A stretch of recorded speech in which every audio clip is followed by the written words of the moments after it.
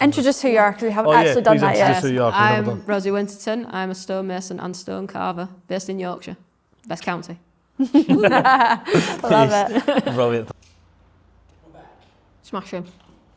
One of those heaviest keys. We made the key rings with Adrian in the forge the other day. Yeah, the first time at the anvil. It was quite fun. Was it good? It's wicked. Smashing metal. You probably really enjoy it as well, because it's like the hammer control that you would have just being a stonemason would probably relate to it quite well. Like, I think it would be quite a good crossover. Yeah. Should do it. People often say about like wood carving. They're like, oh, do you carve wood? I'm like, well, no, but I know that it's because my tutor at college did both. So he was a stone carver and a wood carver. Okay. And he was like, the wood's actually easier because it's softer. So it's just, you don't have to hit anything. You're just literally pushing. Yeah. Whereas obviously with like carving, you're supposed to like hit, but it depends on the material, doesn't it? Like stone, as crazy as it sounds, there's what, 5 different stones on that board there? Yeah. And they all work completely different. But what, even from stone to stone? yeah. So like sandstone's great. It's great for outside, it's great for building, this and the other, but it blunts your chisels. So you use the tungsten tip in the chisel much quicker, so it uses you, and chisels aren't cheap, like 70 quid a go, and you have, what, you need 12 maybe? You could get away with 5 at minimum, but you'd struggle. And then like limestones work, like all the limestones work differently, because it's like basically like the closeness of the texture and stuff like that. Right. So some of them like chip, and then some turn into dust. So Right. but if they're too soft, they're really hard to work because they're prone to breakage, and bits just like even just turning it on like that bit of carpet, if there's a crumb of stone, if it ping something off. Yeah. Oh gosh, yeah. If they're too soft, yeah. Whereas, and then you get some stones that's really, really nice to work, like the really expensive one that doubled in price. It's beautiful to work. It's like silky, and it's fun to work, and you get like, you still get a nice finish on it. And like the thing with the ones that like chip, you can get such crisp edges, and it looks so good. Because it's sharp. Yeah, and that's the finish you'll never get on a machine as well, because on a machine, it just doesn't have that sharpness. Like you can see the difference if you see them side by side of hand carved and machine carved, especially with like lettering as well, because when I do lettering on like a gravestone or whatever, I'd cut it into a V. Yes. But on a machine, it'd be like a square. Yeah, okay. So it's not as deep, and I don't know, maybe I'm biased, but I think there's something nice about it being hand carved. And yeah, absolutely. And you're allowed to be biased, that's fine. Well, yeah. And also, the price they charge for machine is mental, considering they don't have to do anything. Really? Yeah. It's never a world I've really looked at as the machine side of it, because I'm just so enamoured by people that hand carve stone. Yeah. Well, the machine is a very similar price to us. Yeah. Very similar. Really? Yeah. And it must be like a big CNC machine, right? Like a big CNC router kind of thing, but it just has stone bits in it instead. Yeah.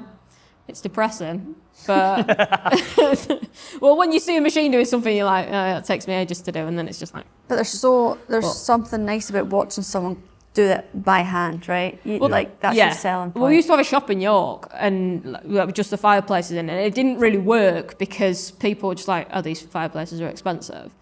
But when people come here, the first thing they see is us with tools in around making them by hand, and it's a really personal thing as well, because it's like people can have whatever they want. They could literally watch us make the entire thing if they wanted, and then so I think it works much better here because people can walk in, see something being made, think, oh, that's what I'm paying more for, is that it's literally handmade. It's you. And then and also and that's the other thing with it. It's father daughter. It's all that people enjoy. And it's nice that it, like, as I was saying to you, my dad's my best friend, and that's cool. Being able to spend every day with him is, we spend too much time talking about sports, but but just being here together and being able to learn something that's so important to him, and has been effectively his whole life. Like, we always joke it's his 4th child as his business, maybe his favourite child. Just being able to spend that time with him and being able to learn from him was pretty like special, as well as like everyone's like, oh, was it not difficult learning from your dad? Because I think some people maybe find that a bit difficult being told what to do by their dad, but it sounds like your dad knew what he was doing when he told you what to do. Yeah, if he didn't, I'd have questioned him. Yeah. So tell us about, like, so it was your dad's business to start with, right? Yeah. Was he first generation? Yeah. Yes. Right. So he was 16, he got given the apprenticeship book, which used to be a thing at school, went through it, and York Minster took an apprentice on every 2 years, and just one, and he applied for that, and he was the one that got it. And his first week, he hated it, because it hurts your hands. Like, obviously, he was covered in blisters, this, that, and the other. And on the Sunday, he said to my grandma, I don't want to go. And she was like, just go for today and see how you do. So he told the foreman that, and his foreman was like, right, come on then. And he just showed him around York Minster, took him up all the ladders and all the scaffolds and showed him everything, got him doing something else, so that, like, trying to keep him engaged, which I think when you think back to like the 60s, men being like that about other young men would have been like, a lot of them would have been like, grow up hair sort of thing. Yeah. Having that nice, not toxic masculinity, which obviously wouldn't have been a thing then, but it is now, like having that nice Oh, it was still a thing, it just didn't have that name. Yeah, exactly. But having that nice thing of like, come with me, I'll show you something else to sort of rest your hands in that. It was just like, all he had to do was speak out. And then after that, he absolutely loved it. And then he spent a few years at York Minster doing his apprenticeship. His teacher also worked at York Minster, so he used to go on the back of his scooter to the college. I love it. So, but he had like a pipe, so my dad would be sat in like the smoke of the pipe going in his face on the back. Just and it was when people used to wear like collar and tie to be a stonemason, which is absolutely nuts. Just like, It was your collar and tie. yeah, right. That's wild, isn't it? Like, there's how many people have not done something that could have been a family business because they've either not spoke up or they have spoke up and they've been bashed for speaking up. Exactly. Whereas that guy was just like, well, come and see all the other cool things that we do as well. Like, you're doing the crap job today, but these are all the cool things we'll work towards. Yeah, and he just like taught him another skill. So like he was like, I think he was laying like stones instead, and just like teaching him that little thing, meaning that his hands had time to recover, so then he could go back to it with even a different mindset, because you can see that something I will make will be part of York Minster. And like, we went into town a few years ago, and he was like, oh, it was that stone there, I think. And I was like, what? And he was like, oh, when your mum walked past and I took her out for lunch. Oh. No way. Yeah. That's cool. Yeah, and my dad would have been 17, 18 when that happened. That's awesome. And he was like, oh, it was that one that she walked past because she wasn't wearing a school uniform, so she got sent home and had to go and put a uniform on. And instead of doing that, she deliberately walked past where she knew my dad had been, so my dad took her out for lunch instead. And so that's obviously like a really nice like thing that I know which stone it was that he was working when that happened. And like, they sometimes auction them off at York Minster, you know, when they take ones out. So I'm like, it's mine. I'm having that when it goes up for auction, because it's like, that's the story. It's kind of like family history. That'll be a headline, mysterious stone goes missing from York Minster Yeah, auction. exactly. I'm like, I don't fucking know who that's got. I feel like local news would milk that as well. Yeah. But maybe if they knew the story, they might all be forgiven. But so it's like, York's like a big, like, neither of them are from York, neither of my parents are from York originally, but York's now like a big part of the family, who we are as a family. And obviously, it just so happens that it's a Yorkshire Rose and my name's Rosie. It was very convenient they named me that. So it was good of him. But, and then like, so my dad's called Robin, and like our banker mark that we put on everything's a little robin. And so I put like a little egg next to the robin now, just for mine. So it's like, that's cool. A little baby, yeah.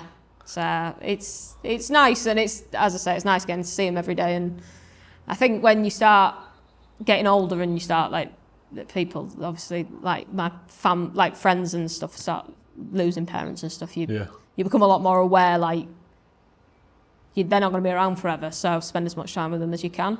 You can spend all the time with him. I do spend all my time with him. Yeah, he probably hates it.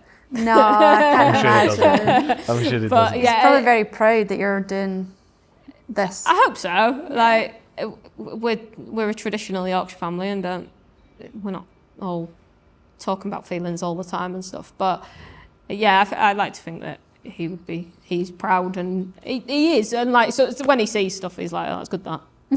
That's good, that is the biggest compliment you can get. Yeah, it's all right, that.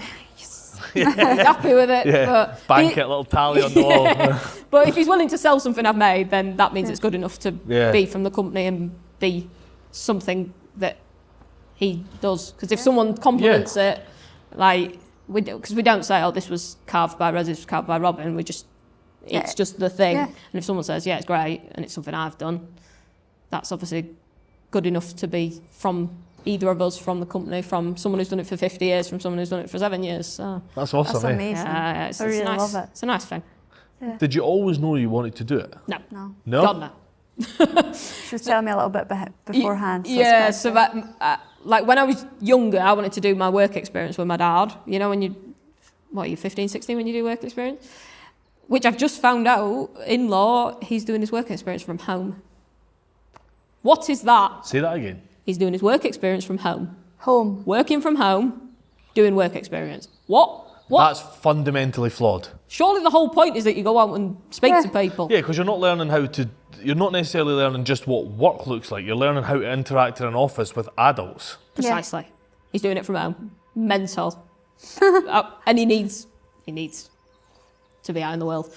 Yeah, sorry. That's wild. Yeah, it's crazy, isn't it? That is fundamentally flawed. I just couldn't believe it. I was just like, I understand that the job he wants to go into is going to be working from home probably, but you need to understand how to interact with other people so that you can work from home, because, by the way, you still need to interact with people. Yeah. Surely work experience should be not the job you want to do, but something other than that. Yeah. I did mine at Halfords.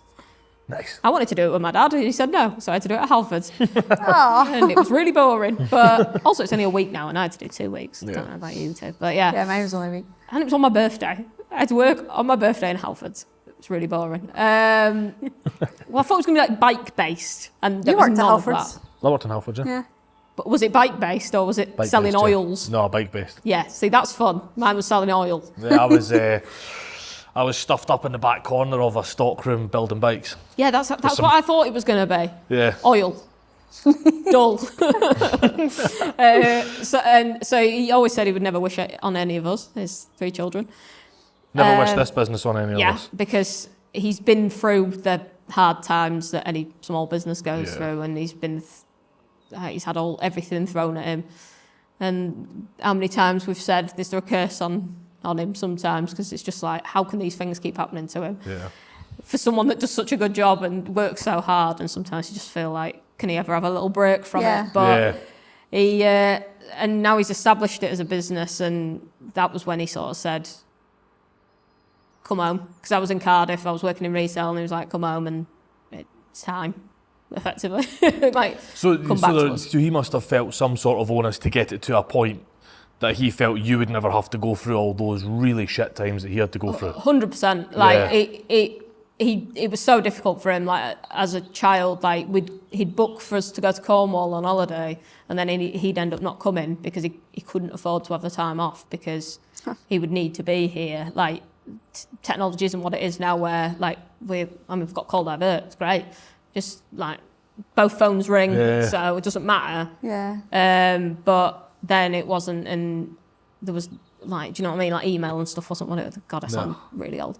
But yeah, obviously it was really hard to contact people if it wasn't face to face or over the phone. So, and mobile phones and stuff. Like, he had a mobile phone, but there was no signal in Cornwall. Yeah. So he always just ended up staying here, or he'd only be able to come for a few days, or this, that, and the other. So he got through all that difficult time, and then it's come good, and it, as he says, there's no overheads, there's no debt, it's just everything we do is for us now. Nice. So it's got to that position. That's amazing. Through his hard work, and I'm going to be reaping the rewards. But I suppose that's effectively an inheritance, isn't it? Yeah. Do you think he ever had that in mind at the time? Do you think that maybe somewhere squirreled away in his mind was, I'm going to get this to this point that one of my kids can take on? Maybe, yeah. I mean, it's always been family, so James is my mum's brother, and he helps us like fitting and stuff. David, my dad's brother, before he died, he worked with us as well. He used to run the shop in York, so it's always been just family. So, and then it's like, when my dad retires, who's gonna be the one to take it over? So, but obviously it'll be me, and then it's just trying to find someone else to help me out. But which is harder than you would think, because there's not just an endless supply of stonemasons, and also like the apprenticeship thing, like it's just so difficult for kids to get into apprenticeships. No one's offered them, especially not wanting stonemasonry. Kids are offered maybe the plumbing and maybe mechanic and this. But it feels like those ones are only just coming through. Like if there was a list of apprenticeships, they would start with, in my head, the plumbing, electricians, mechanics, and then you would go down into the lesser known ones like stonemason. It feels like they're only just breaking through that glass ceiling of apprenticeships being a thing. Yeah, well, they're so important, but the payments that people get for being an apprentice is just absolutely ridiculous. How anyone can live off 4 or 5 quid. Yeah. Like, we have the difficulty of where we are based. We're in the middle of nowhere. There's no public transport. A kid couldn't get a bus up here. Like, it would have to be a parent dropping him off. It would have to be them getting their own way here. Who can afford to run a car off £5 an hour? No one. Like, but also small businesses can't afford to pay someone who can't produce. That's the other issue we've had is we want to pay an apprentice more money, but if they're not producing anything, it's very difficult to help find that wage to pay someone if they're not contributing. As harsh as that sounds, but that's from like a business point of view. It's really difficult, and we want to take there's various people like my friends and stuff who are like, oh, I'm interested.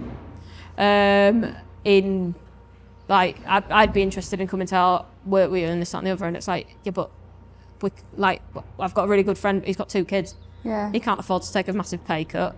Yeah. They live in Sheffield, they've just bought a new house, and he's got 2 young children. He can't afford to do that at the moment. And it's a shame, because I truly believe this job is great for anyone's mental health, and it maybe not my dad's, but anyone else, like it's in the countryside. It's just hands-on.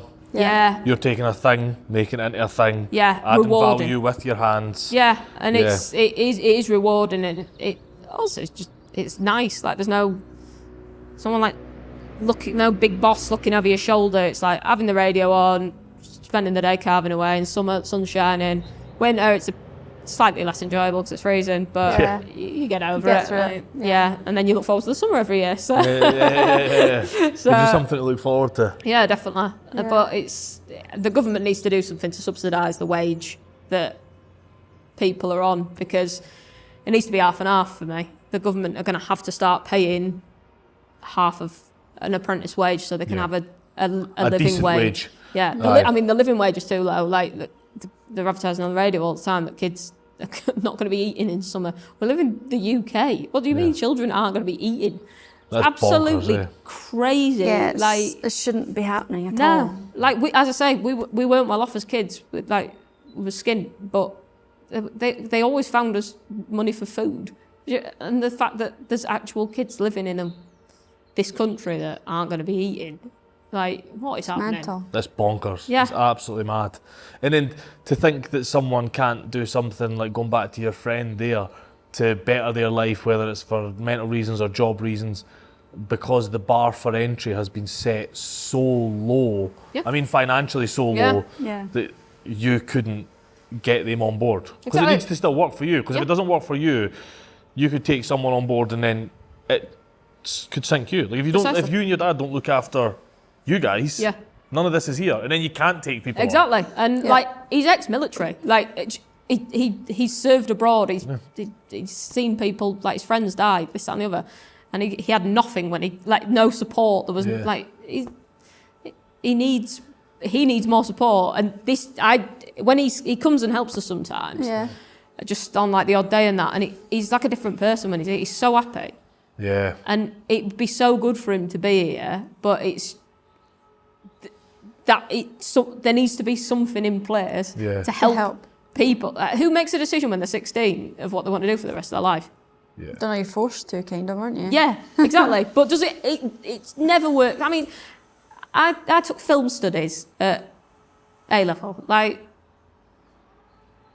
I mean, maybe a bad example, but most people aren't going to go into a job in that at any point. Like, crazy. I did two sets of English, which that was what I wanted to do when I was younger. I wanted to be some form of journalist, probably sports or music. But again, like, that's maybe slightly more realistic. But then when they're like, oh, you need to go to university, I was like, what? And I was the year when they just bumped it up so that what was it, £9,000 a year? So I don't know, we're in Scotland, it's buttons. They pay it for us, it's like 1650 or 1800. Scottish Government has done an amazing job of capping Scottish students going into Scottish universities. They capped the prices. I'm sure it was like 1650 when we were incredible. There. Might be 1800 now, and they pay it. Yeah. Like they actually put a cap on the universities to say, you cannot charge this. Yeah. This is an education system, not a business. Oh, well, the cap here is £9,000 a year. Like, 27 That's grand. a load of money to make a decision. Yeah. It's a really interesting conversation, isn't it? Because that's a load of money to make a decision on that you've no idea if it's the right decision. Precisely. No idea. Who makes a good decision when they're 18? Nope. People are idiots at 18. Yeah. I've been 18. I was Fact. an idiot. Like, did I make good decisions? No. Yeah. I would have chosen to be £27,000 in debt just to do a journalism course that I then wouldn't have ended up using. Mental. Instead, I went to work in retail, which I'm not saying most people would say that was an incorrect decision, which is what they told me at the time, but I had a job and I worked my way up in that. I was the youngest.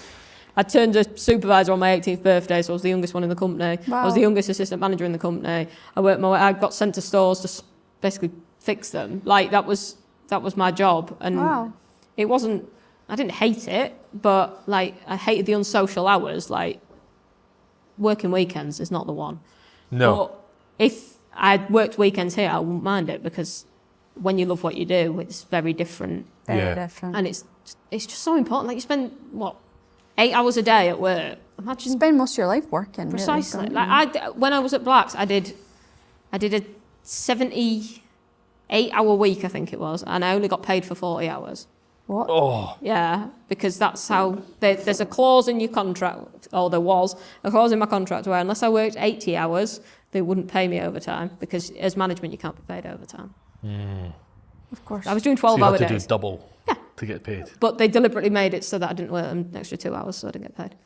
That's all wrong on every level. Yeah, and it's absolutely crazy. Like, how is that acceptable? But that's what is allowed somehow, which is just... Or whether it's what's allowed or it's what flies under the radar, who knows? Well, there's reasons companies are investigated by Channel 4. There you are. And that was what happened. So, yeah, it makes such a difference. Like, I'm very happy. Like, I know when they say money won't make you happy. I do believe that to some extent. Like, I'm never going to be a multi-millionaire doing this, but am I going to be happy coming to work every day? Yeah. Am I going to be, after I've been on holiday, dreading going in the next day? No, never, because I like it. Like, you look forward to coming to work. Yeah, exactly. Obviously, I'll look forward to it maybe slightly less when my dad's not here, but I'll still enjoy the work, and I'm never getting rid of him. Shove the music on, get into the groove, Yeah, and just work. exactly you know that. what I mean? Yeah, and else, No one's looking over your shoulder. And I can have whatever music on I want as well. I mean, I always have Planet Rock on. That's the only What, you radio mean station you don't I have to listen to Christmas music in October? In retail? That's the retail thing, isn't it? Yeah, Like, yeah, it certainly October, is. Bosh. Although Planet Rock was on last year, and I think it was in May, they played a Christmas song, which was a bit weird.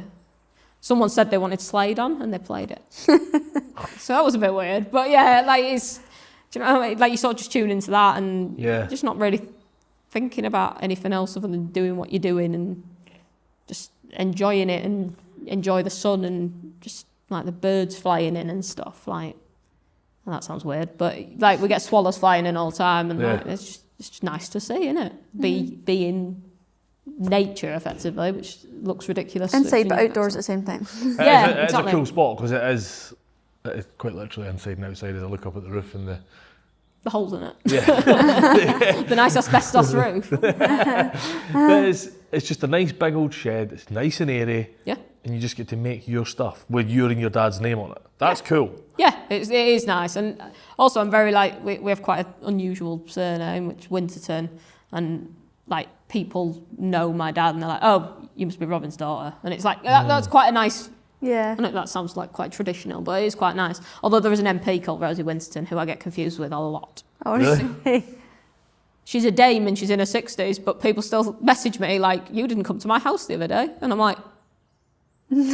So I meant to be there? Yeah. Were you buying a fireplace? They were like, you were knocking on doors and you didn't knock on my door. I want to discuss this with you. And I'm like, still not me. Yeah. Like, tagged in loads of stuff to do with it. I'm like, still not. Look at what you're doing. Yeah. People that like... Yeah, and no, unreal. A lot, it happens. I get angry messages from people. Do you know what? We get the same bit with the magazine, don't we? Mm-hmm. We get like... We got an absolute cracker the other day. Furious email landed in our inbox, and I was like, what have we done? So I immediately, I had a phone number on it, so I immediately phoned, and I was like, hey, like, just got your email, like, what article did we release last night that was factually incorrect and damning and all of this? And I was like, I don't believe we did it. What have we done? I'm really sorry. Like, has something slipped through the net? Like, we don't write hack pieces on people. Like, this is not what we do. This is who we are. And she's like, oh, you're not, insert name here. Oh. And it was just like that silence. And I was like, what has that business done? Because they thought, they obviously just like searched magazine or whatever and just contact form, but like they came through ours. Yeah. And it was damning. And then there was someone else tried to get in contact with us and was like, this is the 4th or 5th time I've tried to get in contact with you to cancel my subscription. You keep taking the payment. And I'm like, I've not been running subscriptions for 4 or 5 quarters. This can't be me. This is not our format for our order number. And she was trying to get a hold of Condé Nast. You know, they do like Condé Nast Traveller, they do like hundreds of titles. And so I ended up on the phone with her for like 25 minutes. She was an absolutely lovely old lady. And I was like, how are these people finding us? Like, just have a look. Like, have a look. Well, we've got a 3-star review on Google. Right. There's no information. So I was like, this is weird. Like, clicked on it. And I'm not exaggerating. He's left thousands of reviews of businesses in York. 3 stars, never been. He's left. 3 stars, never been? Yeah, he's given them 3 stars and then put never been. What? So he's never been People here. are the weirdest thing. Yeah, he's never been here, but he's given us a 3-star and I can't get it removed. You should be able to get that removed. I have tried. Google must be, like... There has to be some responsibility on Google's side to remove that. Believe me, I would say at anyone least listening once to a this week. that might know, let us know. Please get it removed or report it, because I've reported it from about 6 or 7 different... If someone's got a Google account, I'm like, can I just report that? I'll do it. As being incorrect. Yeah, we'll do it as well. And there's no information. If fair enough, if it was 3 stars with some information about why we weren't 5-star, fine. No, there is nothing. That is odd. Which just is mental. A blank review. Yeah. I don't understand people that would leave a review but with no information. Like, also, I don't really understand people that would leave a review that's 3 stars. I think 1 or 5. Yeah. Middle ground. It's either good or bad. Yeah, there's not a scale to reviews. It's either you're really good or you've missed the mark. And normally it's bad if you get a review. There's very few people in the world that want to leave a nice review. I remember when I worked in retail back in the day, that's what they told us. They were like, if someone has a bad experience, they'll tell 10 people. If they have a good experience, they might tell 1. Yeah. I was like, we're messed up. Like, people are messed up. Well, we're trying to like really focus on like, because our customers are great and they're just so appreciative of what we do, and like they often send us pictures when they like, you know, like a year down the line when they've decorated and stuff. Nice. Yeah, it's really nice. So getting to actually see, because that's the other thing. Like when we fit them, we take a picture, but it's like a building site normally. Yeah, right. So it's nice to get to see like the finished thing in the room, and they've like put stuff on the fireplace and stuff like that. So we like often said like, oh, can you leave us a Google review? And like we've had quite a few like this year, which is really nice because it means so much. Like obviously it's good for other people that look at us to show that we're trustworthy, but also like good for your Google ratings and all that, innit? But SEO and all that jazz. Yeah, so it's just like we're trying to do more to make sure that side of it's done as well. But there's just so many different elements that you have to like think about now. But I'm making some like little postcards with a QR code, which takes them straight to the review. I was quite impressed with my technological skills then. Yeah, I know. I was like, I made a QR code. I know what I'm doing. So all they have to do is scan it. And then my dad was like, what's a QR code? Yeah, I try to explain that. You're like, yeah, it's really good. Trust me. Well, he learnt what it was after COVID because you had to scan in, didn't you? Of course, yeah. Yeah. Do your whole check-in, like where have you been, and which I never downloaded the app and it was never an issue. So I think they were being clever with people there. It was me. I downloaded it because I'm one of those people like I better do it just in case. Case a total rule follower, like by the book rule follower, which causes a number of conversations. Shall we say? I'm like, don't tell that app you're with me. I know. I got places to be. Yeah, well, exactly. I was just like, well, I'm still going to work, so I'm not leaving that review. Completely forgot that's something we had to do. I know. For 2 It years. feels. And what was it? 16 billion, was it? They spent on that track and trace app. The company that got that contract must have been. What? Yeah. They spent 16 billion on that. Yeah. Oh, yeah. At least it was maybe more than that. It was a huge amount of money. I think they said it could have funded the NHS for like 2 years. So maybe it must have been more than that. But yeah, just on that app. That's just. And it'll be one of their friends that got the contract, won't it? Just like with all the PPE when all that Conspiracy turn up. talk with we are me. Yeah. Yeah, like just whoever got that contract were laughing, weren't they? Like crazy. That's mental money. Yeah. How was business through COVID for you? We had 6 months, and we thought this is the end. Like, and it was quite sad, yeah. 'Cause, my dad, because we did get support from the government. I'll say something positive there. He furloughed me because it meant that it was just his wage that was going to find, so it kind of worked. So we did that, and then it was like nothing's coming in here. And then all of a sudden, the phone started ringing, and then we had our busiest spell we've ever had. Because I think because people weren't going on holiday and they couldn't do anything, people were doing their houses. So then I got took off furlough because it was like, yeah, we've got too much work now. It's like we need to.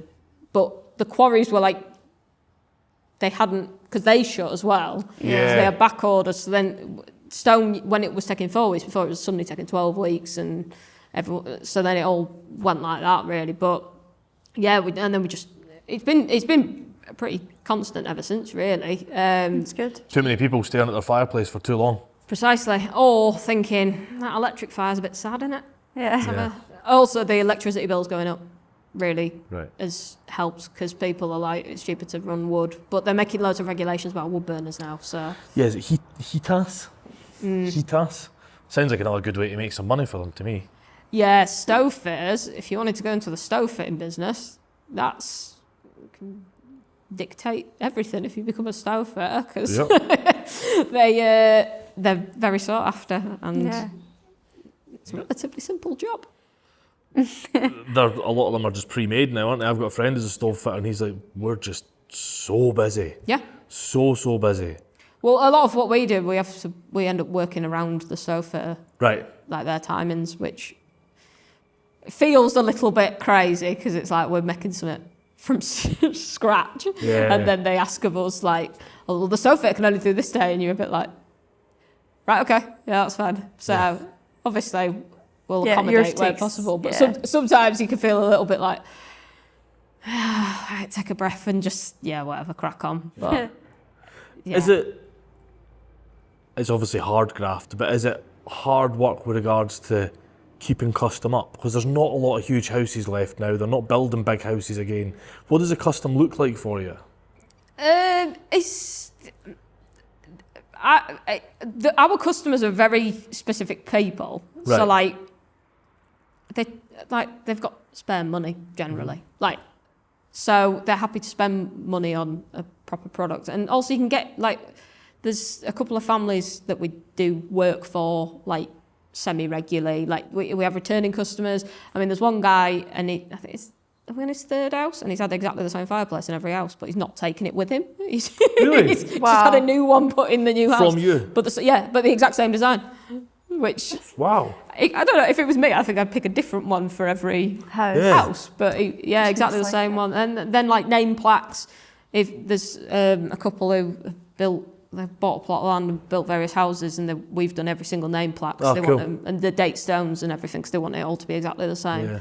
So there's a building company, and anything stone, the sills and stuff like that for houses, anything like that, they come to us. So that's cool. I think just being reliable for people and being also sometimes it can feel frustrating sometimes when you feel like you're bending over backwards for people all the time, but it does have its positives in that we're trusted and people will just keep coming back to us for the same products effectively or like different jobs or whatever. So you're the first name they're thinking of, they bent over backwards for us last time. Yeah. Whether you did fully bend over backwards for them or whether you just change some things a little bit. Yeah. There's a lot that can be done with just changing a little bit, right? Yeah. Also just being reliable with our timescales. Like the amount of people we have in and they're like, oh, the plumber let us down because they said it was going to take 12 weeks and it's taken 3 months and stuff like that. And it's like, no, we'll say our time, and the only thing that would ever differ from that is if there's been an issue at the quarry, but it's very rare that we have that. So we will, I suppose, in the modern age with the reviews and everything, it's just trying to be as good as you can. Everything's so transparent in the modern age, isn't it? Yeah. So there's a couple of companies we work with to get the magazine to where it goes around the world and getting it from a screen to a physical thing in people's hand. And there's a few of them of late, and they've been great for years. So I'm not criticising them by any means, but recently I've noticed standards slipping in a big way. Yeah. Yeah. Which is so dangerous because everything's so transparent in the world. And I find like when they talk, like people come in and be like, oh, the builder's done this, and you're like, how do they get away with it? Yeah. Like, if we did something wrong, there would be a review or there'd be something. So it's so important to us to make people happy. Yeah. But are people that busy that they can do a bad job and carry so. on? I think so. It's I think so. crazy. To get a builder these days is hard. Yeah. It's hard work to get a good builder. Yeah. To get any builder's hard To get any work. builder, and then, but like there was one customer and she was like, oh, my builder walked out because I asked him to do something because it was wrong, and he just walked off. And I was like, could you imagine doing that like as a business? also as like a moral, like yeah. I don't know, maybe I'm different, but if I did something wrong and someone was upset, I'd feel morally like I need to fix this thing. But the amount of people that tell us they've had issues with various different tradespeople, and I don't understand how, because there's like Checker Trade and all of them now as well. Yeah. Like, how are people getting away with doing a bad job? It's really weird. It's frustrating. Really, It's really frustrating when that happens, and you're just like, well.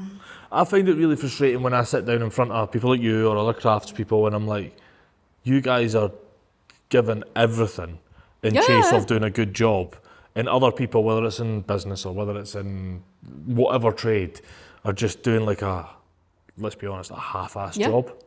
It's really hard to hear. It's hard to sit in front of people and be like, almost console that, to be like, it's because it's difficult. Like, how much did your dad go through for however many years before you came on board to try and get this off the ground, building it on just...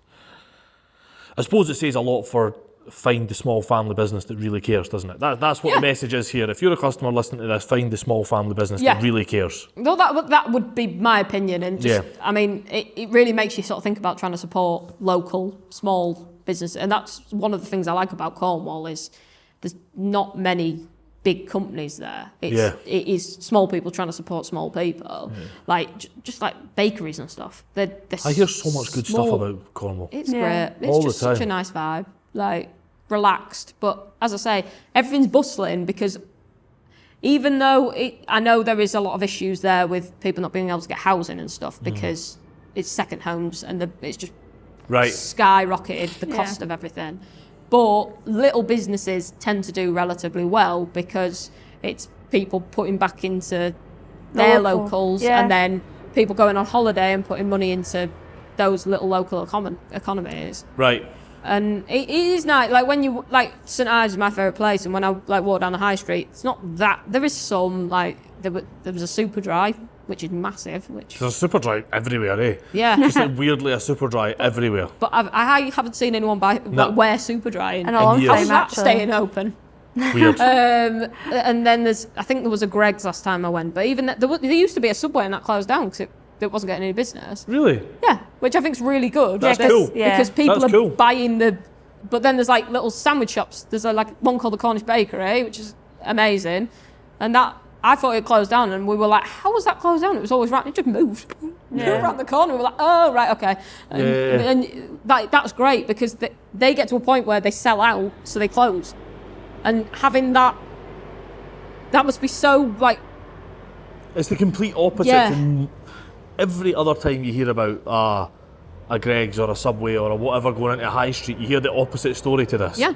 You're the complete opposite story. Like it takes business from the small business, but actually it's the other way around. Yeah. It's the opposite. Yeah, and like I find York a bit depressing now because there's no shops anymore. Which even the chain shops, they've all gone because I don't know why, but York used to be where people went on a Saturday to shop, and it's so quiet other than hen parties. In York? So many hen do's now. Really? That's all there is. So like the council are trying to like change the policy on Airbnbs in the city centre and stuff like that because they don't want that. But also, if that's the only thing that's supporting the economy, you have to take it. Yeah, so it's just all York is now is bars, which is fine. But it used to have so many nice little shops and stuff, and it like there was a great bread shop down the Shambles, Via Vecchia, if anyone knows that. And like my mum used to, like he used to sell out every day. Like he would open and then just close when he sold out, and he'd sell out every lunchtime. My mum used to like bulk order bread for the week and freeze it and stuff like that. And his rent it more than doubled, and they were just like, you can't sustain that. Yeah, he was just like, well, I'm making enough money to support what I'm doing now and make a living. If you double my rent, that's all gone, and that was what happened, and that just closed down. So it's sad, but then I suppose it's nice when ours is a small family business that's not having those issues. But we've sort of done things. It's finding the sort of formula to make things work. Yeah, and every formula is different for every person, right? It's completely different. You used to have a shop, didn't you? Yeah, you used to have a storefront. In York City Centre, but it didn't work because people didn't know what it was. So obviously they saw fireplaces. And they saw fireplaces. But how many fireplace shops is there that you can just walk in, I want that fireplace? And that's what you get. But people didn't understand that it was handmade and like bespoke and you could have whatever you wanted. Whereas coming to the workshop, you have to walk through the workshop to see upstairs in the showroom. So you have to see what we do. You have to, that you understand immediately because you're like, oh, they've got mallets and chisels in their hands and they're making a fireplace right now. That's what will happen to mine. And the amount of people that like, can you send me progress pictures of it being made? Can you send me some videos? Like I did a coat of arms for someone's house. Nice. And they were like, how did you do it? And I was like, what do you mean? And they were like, well, how did you draw it on? And he wants me to, he's going to frame the stencil that I made for it. Oh, amazing. And have it up in the house, which is, it's really nice when people appreciate those, like what you're doing to that extent where they're like, this is mad that it's hand carved. Because I think that's because he wants to tell people that story. Yeah. Like this is hand carved, this is the stencil they used. And that's amazing because ultimately that's how it gets more of this stuff recognised. And people, it just takes one person to appreciate it and tell all their pals. Well, he said it's his favourite part of the house, which I was like, it's a massive house. That's mad. But like having that, it's sort of reaffirming, I suppose, isn't it? But it feels quite special. And also, it's like when we drove through a village, and my other half was like, "Did you do that plaque?" And I was like, "Yeah." And she was like, "Oh yeah, I know." She noticed it. Yeah, and I was like, "That's weird that we just drove through a village and there's a name plaque I did, and she knew it was mine." Like, and she was like, "Well, it looks different to all the others because it looks like neat." I was just like, oh, thanks. But then there's also that balance of you still want it to look handmade because that's my dad always is like, you can't be too much of a perfectionist because if it looks perfect, people won't know it's handmade. And I'm like, yeah, but it needs to be perfect. Yeah, like, I need to be happy with it. But when you get up close, you can see that it has been done by hand. Yeah, like it's stuff like leaving a little chisel mark in it and stuff like that, just to so that people can see it, but. You couldn't get the crisp lines on a machine that you get by chisel, so I suppose but people wouldn't know that. So I suppose for us, that's us knowing. But yeah, my dad does say like with the plaques and stuff, don't make them perfect. Like they need to look like and sculptures and stuff. Like I did some barn owls, and they were putting them. I saw them on your Instagram. Oh, thank you. Yeah, on top of, but it was on the top of a house. Yeah. So the gable ends of a house, they were putting them there. Oh, really? Who would buy a hand-carved sculpture and put it on a roof? I was like, you are mad. Like, buy one from a garden centre. But now they wanted handmade. They bought 2 and they're up there. So it was like trying to make them the same but also different so that you could see there were 2 different ones and stuff like that, even though they're on a roof. So hopefully someone can still see that they're handmade and different. But it was like I deliberately left a lot of chisel marks in like the base of it going into it so that you could see they were handmade rather than something you buy from a garden centre. Yeah. Because that stuff's nasty, isn't it? It just looks a bit... naff. Yeah. And there's something a bit eerie about just seeing seas of them, all exactly the same, just like lined up. Yeah. Like, a lot of plastic. Also, when you see like gnomes, No. I'm just sort of like, why were they a thing, by the way? who's going to a shop and like, I like that gnome. this is the gnome for me? Yeah, why were they a thing? Where we've just moved to, there's a couple of houses I've noticed have got a lot of gnomes in the garden. Not in our street or our immediate street, but on like the main street, the sort of, I'm guessing the older bungalows. Why were gnomes a thing? I still don't really know what they are. Are they from like Netherlands or something? I need to Google I've that. absolutely no idea. I need to Google that. Strange thing, isn't it? But The yeah. only thing I know about them is there was that film Romeo and Juliet, the animation film, which was cracking, by the way. And that's like the only sort of like gnome thing I know. Yeah. But they were like a huge thing. They were a really big thing for a long time. People have a lot of them and all, like a sea of gnomes. Like, The collection. yeah, but You ever carve a gnome? no. Did you know what? As soon as I said gnomes, I was like, there's an opportunity. Yeah. Maybe I'll do a gnome. But would the people who buy gnomes pay for a hand-carved gnome? Most likely somebody. One of life's big questions. That's often the case is someone would buy this, but would they pay the hand-carved price of it? Which... Yeah. Do you get people that like try and be like, no, I'm not going to pay that, or like, would you take this for it, or do you still get that? Yeah, all the time. I mean, so we have like the football plaques. We had them on eBay, and there was one, I'd say maybe 30 centimetres by 20 centimetres, and he went, how would it be the same price for one that's 5 foot? What? I was like, what's he going to do with a 5 foot Tottenham Hotspur plaque? Door? Yeah, one, that's massive, and how do we get it to you? Yeah. And 2, why would it be the same price? Yeah, fascinating. But I don't think they were quite educated on what it was, maybe. yeah, or maybe they didn't realise how big 5 foot was. But Yeah.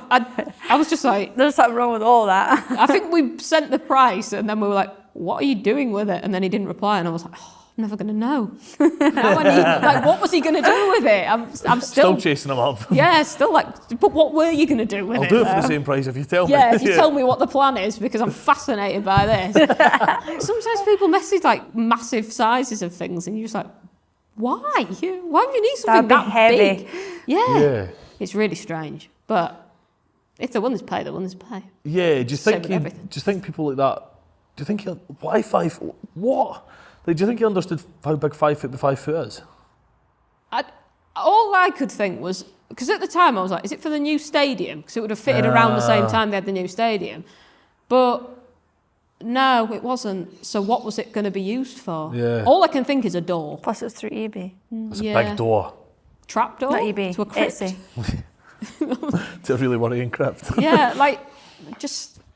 Also, no one likes Spurs that much. I don't know anything about football, but... Yeah. So the fireplaces was what your dad done, right? Yes. So, and did he only do fireplaces? So obviously he started at York Minster and he worked various different buildings and stuff like that. But yeah, then he went in and it was the Stone Fireplace Company. Right. And so it was fireplaces. But he's always just done whatever people want because that's the case. And that's sort of more what the social media side of it has helped with, is trying to explain to people that, yes, we're the Stone Fireplace Company, but at the end of the day, we're fully qualified stonemasons. Right.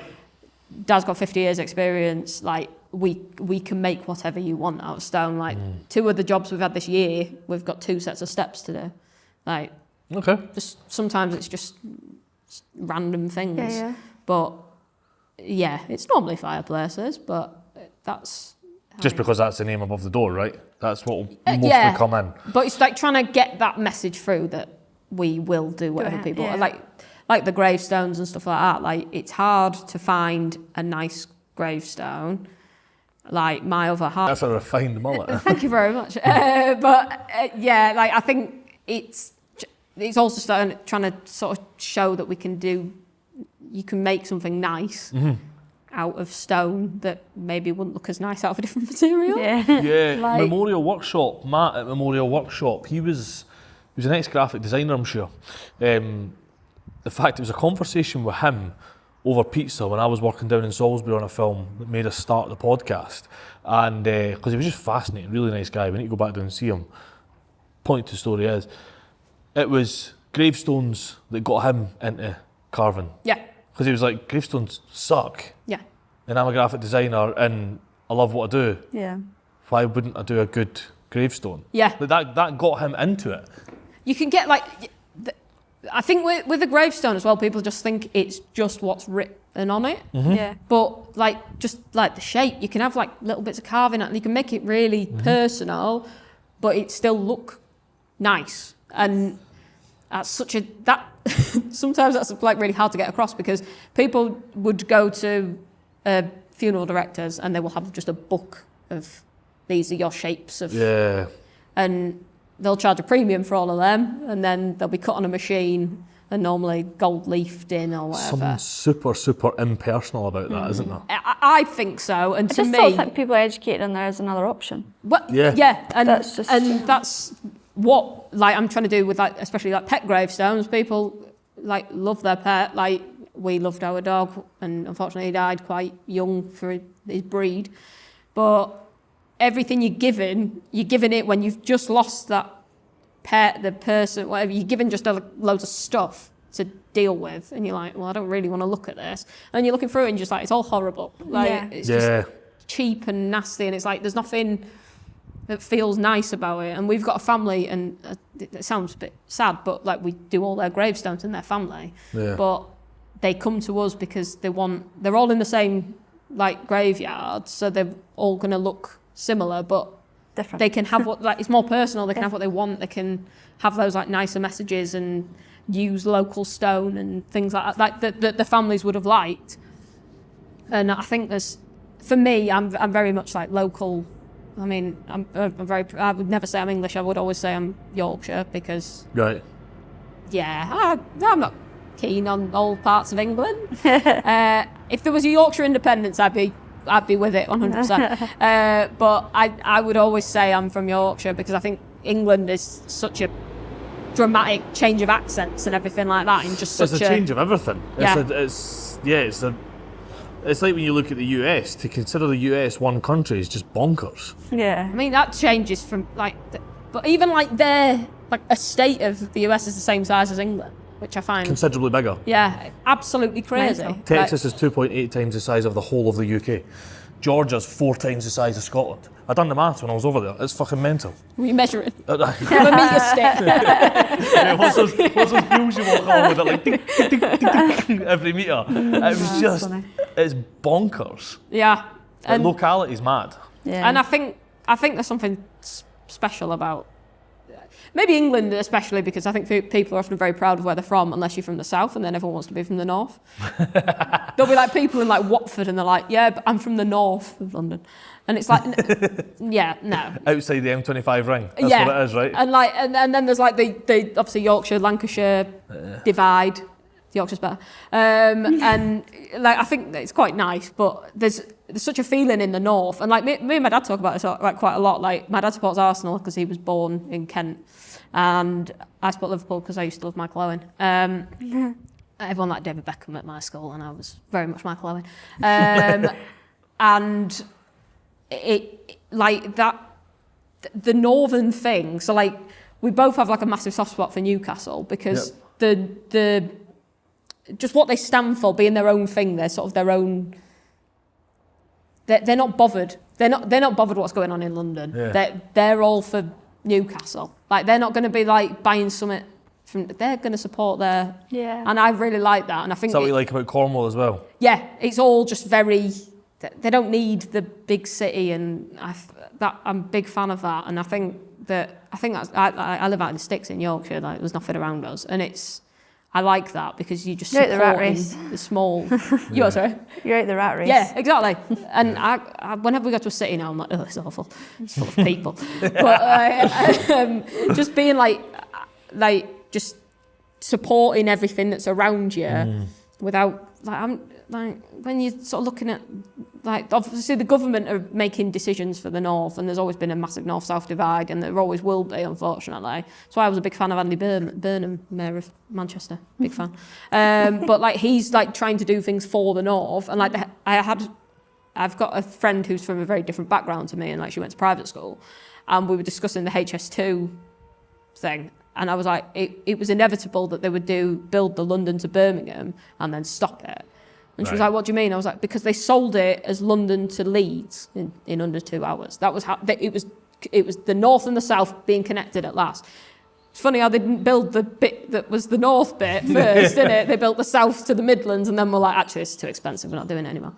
But like, it's things like that where the north is always like, I'm sure you guys feel it as well. Like it's always, you always feel like you're always one step behind what they get, and like the wages, just everything is so far behind. And then people are always grim up north, and it's like, since like COVID and that, when people actually had to come on holidays to the north, they're like, actually, it's lovely in the north. And I think York is now the biggest, it's the most expensive housing now in the city centre outside of London, like percentage-wise, because everyone's buying second homes in York, because you can get York to London on train. In Scotland, and certainly up north in Scotland, mental. There's like, I'm sure it's Cullen. I was speaking to a taxi driver, and I'm sure it was Cullen. He was like, you cannot buy there anymore. Yeah. And it's crippled the economy there, because the people that are there are only there some of the year. That doesn't keep shops open. If the shops aren't open, the young kids that do live there, they've always lived there, don't get jobs there. Yeah. Like, it's crippling. It's sad. Yeah. I'll be honest, we went on holiday to Scotland 2 years ago. I was surprised how expensive it was, no offence, but it was the same prices as Cornwall, which I was quite surprised. Where'd you go to? It's Loch Tay. Yeah. I mean, these are tourists. They're becoming more touristy. They're becoming more and more touristy. Scotland's getting dear. Yeah. We've been totally priced out of Edinburgh. I'm born and bred Edinburgh. Yeah. Totally priced out. It's just a shame there's so many insects in Scotland, isn't there? So many what, insects? Yeah. There's only about 3 or 4 of them. There's just billions of those 3 or 4 species. I got eaten alive. Midges? Yeah. Yeah. Sat in a hot tub for an hour. The next day, I had 25 just arms and head. Just like, I was just like, it's not even hot. I know. I was like, if it was hot, fair enough. We used to live in a spot that was quite marshy around the main house that we lived in, and it was horrendous. You can't walk outside with it. We had our 30th birthday for me down in the garden, didn't we? And like 4:30, it was just like a black mist of midges. I was trying to get the gazebo down, sent everyone back into the house. I was like, it's like that. What is it? Who Framed Roger Rabbit at the end? You know, when all his skin's just peeling back. It was like they're just eating me. It's horrendous. I don't understand. If it was like boiling hot, I'd be like, yeah, fairs. I understand why they're all here. Yeah, they ain't like that. No. Maybe that was another like London thing. They sent all the bugs up Packaged there. them up. Yeah. Packaged them up and Off sent you them go off. up there, you'll be right there. So tell me, back to actually what you do. The fireplace and stuff there, is that what you wanted to do with the sculpture, or is that the good earner of it? That's what your dad obviously done, Yeah. but are you wanting to do bigger sculptures, the name plaques, and you do loads of like GP logos, and it'd be easy to be like, oh, it's a stone carver, she makes fireplaces. Yeah. But that's absolutely not what it is. No, you know how to handle a chisel and a hammer. Yes, yeah. I'm a fully trained mason and Right. carver, so I do both. If you were on a cathedral, for example, you would be either a mason or a carver. Most of the time they don't do both, although with times being hard, maybe they do now. Yeah. Is that right? A mason wouldn't typically carve? No, they'd just be a mason. And then there's a thing called a fixer mason so there'd be a banker mason, which is what my dad is. So he'd just be on tools all day, every day. And then the fixer mason would take the stones and put them in the cathedral or building or whatever. And that's sort of the two sections of it. But my dad has always been a banker mason, and that was what he wanted to train me to do, which is what I have done. And I couldn't be a fixer. I'm too scared of heights. Right. Not for me. I'll keep my feet on the ground. Yeah. Make things. I'll make it down here and send it up. I'll be absolutely fine down here. But yeah, the fireplaces are, for the work and stuff, they are the money earner. Like a sculpture would take me. There's one upstairs that took me 3 weeks. Fireplace, a week, 10 days. Right. I can't charge for a sculpture like twice as much as I would charge for a fireplace because no one would pay it. So, unfortunately, if I could charge $8,000 for a sculpture, I'd be very happy. But no one would pay it, unfortunately, yet. There's room for that. But yeah, so if I could make huge money just carving, I would do that. But of course. At the moment, that's not doable. Yeah. But I do like making the fireplaces as well, and they do look. They look wicked. They look amazing. Yeah, they look really good. Yeah, especially like if someone's got like a log burner and when they light it and then they send us a pic, it does look beautiful and it just sort of frames the room. I did that. Yeah, there is that like little like. I did that. And it also like without sounding pretentious, even though it does, but it's still a piece of art, and that's what people are paying for. Like we say that's the centre of a room. Like a fireplace, 100% is the centre. It's a talking point, isn't it? Yeah, exactly. And it's always funny because I say like. I know, like, but it's a piece of art, so you can have whatever you want.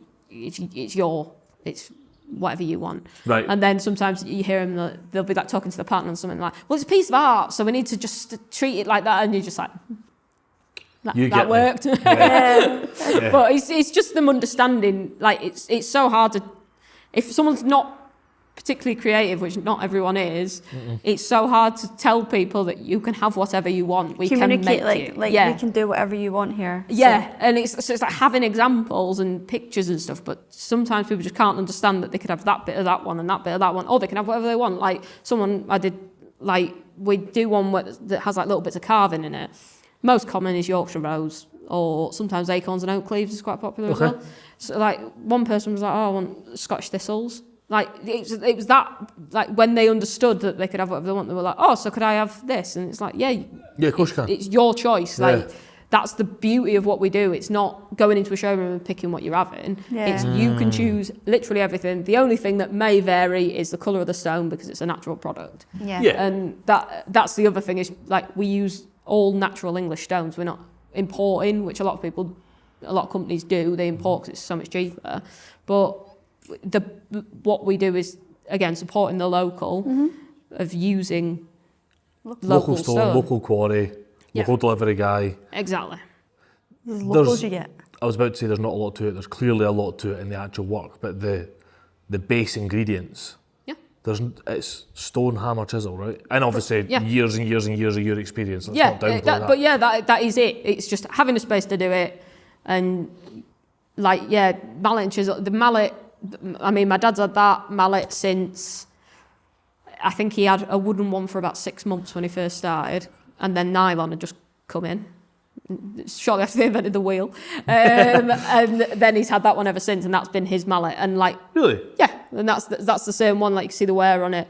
I've had the same mallet since I started, which is mine there, but you can even see the difference between them two. How much they've changed in that time. And like, you can, like blindfolded, I would know my mallet over my dad's mallet, 100%. I'd know how it feels because it's the weight distribution is different. And if sometimes he picks up mine, he's like, ugh.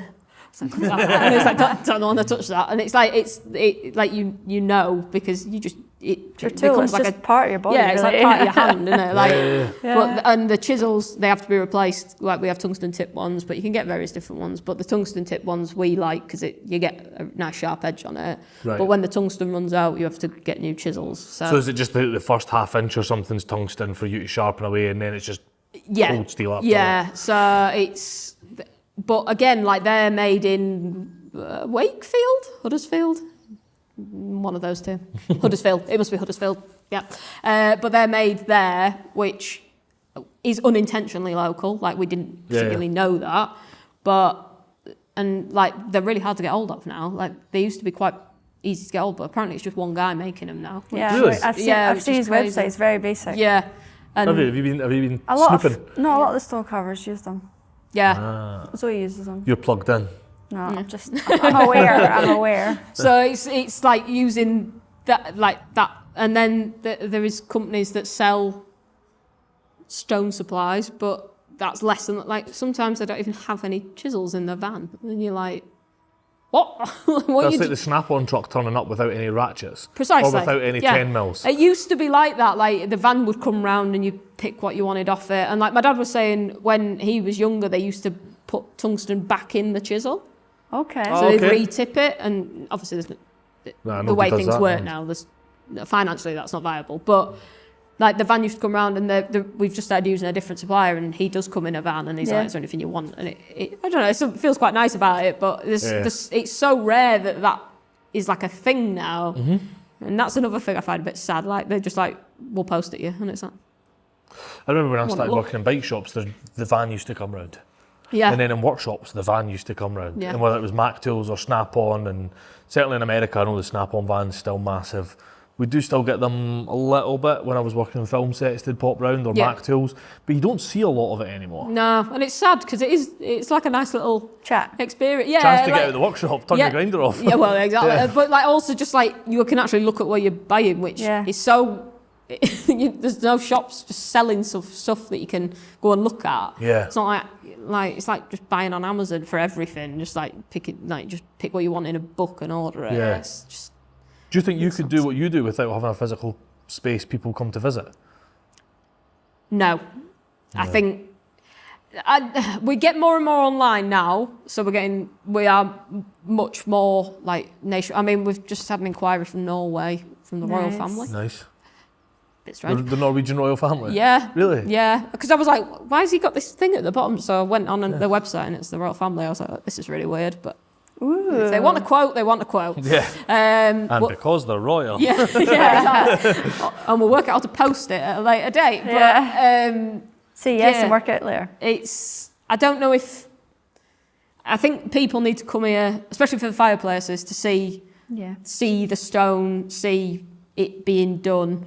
Maybe the plaques is a bit different, and obviously social media helps massively with it. Like the social media side of it has had a big impact for us because we can link the Instagram to the website, how it affects your Google and all that, because it constantly updates the website effectively. So like when you type in like stone fireplaces, we come up very high now, whereas when we used to have to pay people to get us higher up, which is what we used to have to do, it obviously was a huge amount of money, and it would only be like a page quicker or whatever. But now, because it's constantly refreshing, it works on your ratings and all that. So it is. You mentioned earlier your dad wasn't really that.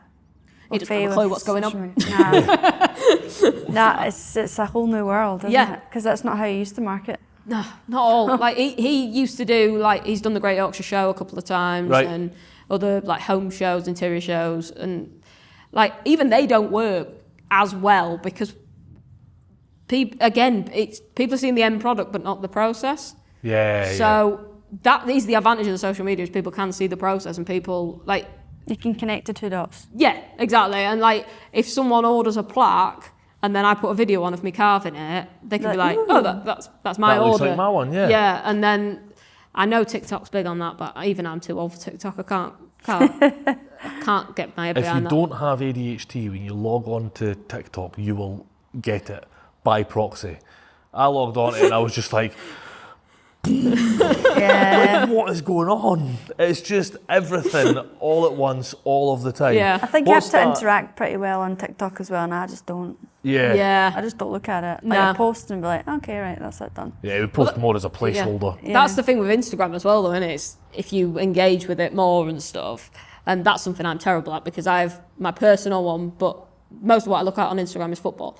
Like, stuff like that. Like, sports. And like, if on my work one, I don't want to be like looking at all that on it, because I'm trying to keep that like more professional. So it's like, but then I'm not spending time on my work one, and it's like, I ruined their algorithm. Yeah, you did. You kept looking at motorbikes, and I was like, why am I just seeing motorbikes instead of makers? Custom motorbikes and custom trucks, but like that's what I'm really into. So it was like, but then it started being like, oh, they're into handcrafted stuff, specifically handcrafted motorbikes and trucks. And I'm like, Jack, have you been using our VR makers? Okay. I had to sit for like a couple hours one morning and just being like, not interested, not interested, interested. I really am interested, but I'm not interested. Oh man. So I get reminded now when she sees me doom scroll and be like, check what account you're on. Yeah. And it is, there's nothing nefarious about it. It's just custom trucks and custom motorbikes. Yeah. And or steam engine. I look at a lot of steam trains and stuff like that. Like, it's just loud. You sounded quite cool until you said the steam. Yeah. And they're usually like blowing smoke and just like, it's just big heavy machinery. I like it. I'm into it. Yeah.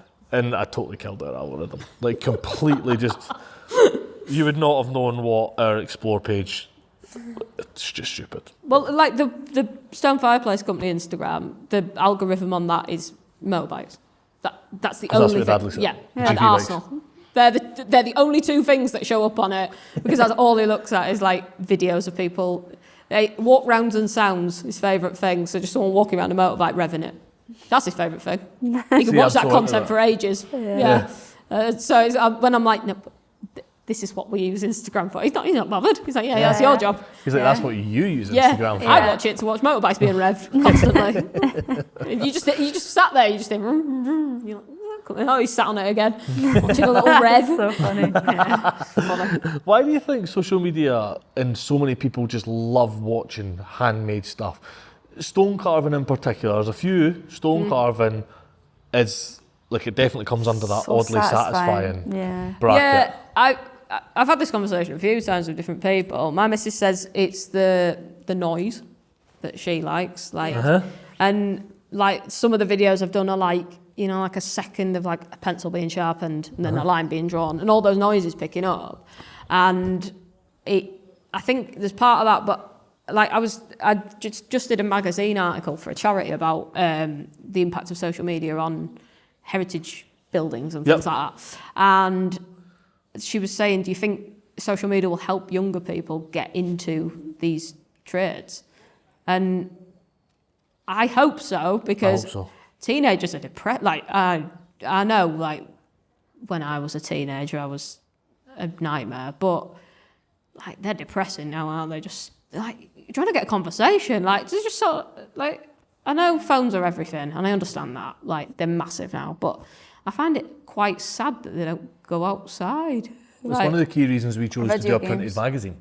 Yeah. The first thing we put into the world for We Are Makers was a printed magazine, and it's why it'll always be there, because you're just always on your phone. Yeah. Like, it'd be really nice to just be detached from it. Yeah. I love picking up We Are Makers at night and just flicking through it. Oh yeah. Instead of sitting going through the phone again, which I've been on every day. There's no detachment from work, there's no detachment from emails, there's no detachment from anything. Yeah.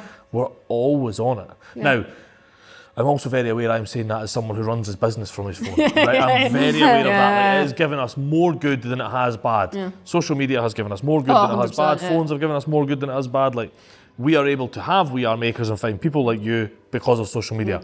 It's amazing. Like anything that's amazing, really like pizza. Probably shouldn't eat it 24/7. Yeah, it's a shame, isn't it? It's a real shame. It's a shame. I love My pizza. opinion of fried chicken, like, good for you. World will be different. Do you have many conversations with people in DMs and in social media, like younger people interested in it? I'll be honest, there's less young people and more middle-aged people who do a job they hate. Fair.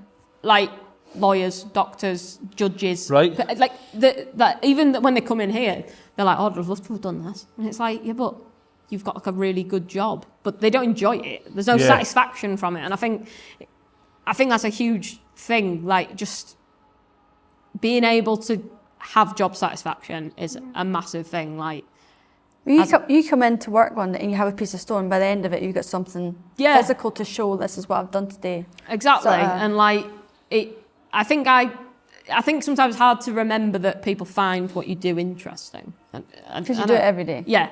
And like, I've grown up with it my entire life. So to me, it's just like stonemasonry is part of our family. But then people actually being so interested in it. Like, there's some people and they literally watch everything I put on. I'm like, really? Oh, yeah. You see the same names come up all the time? Yeah, and they cool, message me like, oh, this is great, blah, blah, blah, blah. And you're just like, oh, that's really nice. Like, it's nice that people are that interested in it. But also, there's like a part of me that's like, that's really like weird. But then I think about weird and wonderful. Yeah, but like when I like think about like how I go on social media, like I look at a lot of people, like I'm quite into like workwear fashion. No, Okay. Cowboy shit.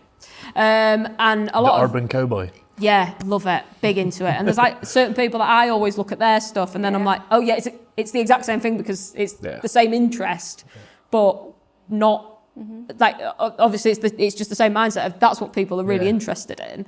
And I do hope that more kids can get into a physical job because it's so rewarding, and it also just like I can't understand the monotony of being on a computer all day every day. And I understand that I'm not saying everyone that works on a computer doesn't have any job satisfaction or achievement. Yeah, no, because totally. There's like, But there is a portion of them that don't, that do it because it pays the bills and that's all it does. exactly. And I think for me, I think there's two very different mindsets of people who would rather have more money but not enjoy what they do, and people who would rather earn less money and love what they do. And I'm in that category. Like, I couldn't spend all my time doing something I hate. Like, for a long time I was in the other category, and since doing this I have got way less problems.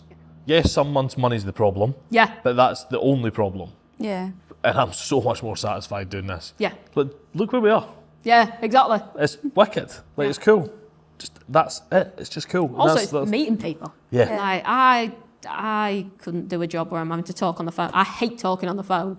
I absolutely despise it. Like, when someone rings me, I'm like, why are you ringing me? Yeah. Really? Yeah, either text me or wait until you see me. Really? Oh man, I love it when someone phones. No. I love it. I'd much rather speak on the phone. Oh, God, I hate it. You know, if you're like, when you have to ring a doctor, I'm like, can I just talk to you in person or do the little online thing? I don't want to talk on the phone. I don't like holding it. Yeah. I get bored of that. If I'm like driving and someone rings me, I'm like, you're ruining what I'm listening to. Like, I'm just enjoying myself, and you're there ringing me. Interrupting me. Yeah. Mainly my missus is like, can you go to Tesco and get some green beans? And I'm like, could you not have just texted me that? Like, you don't need to ring me. She's like, how's your day? I'm like, I'm going to see you in 10 minutes. Ask me then.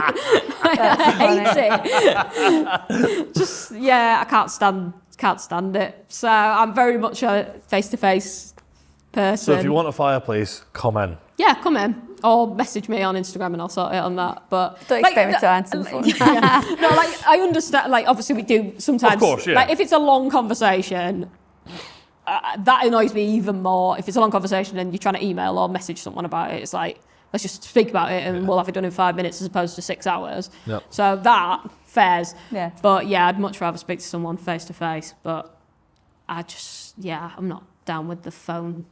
Yeah. You see some people and they're just like constantly got earpods in, they're constantly on the phone. I'm like, who are you talking to? Like when you get a taxi and they're on the phone all the time, you're like, who are you talking to? Yeah.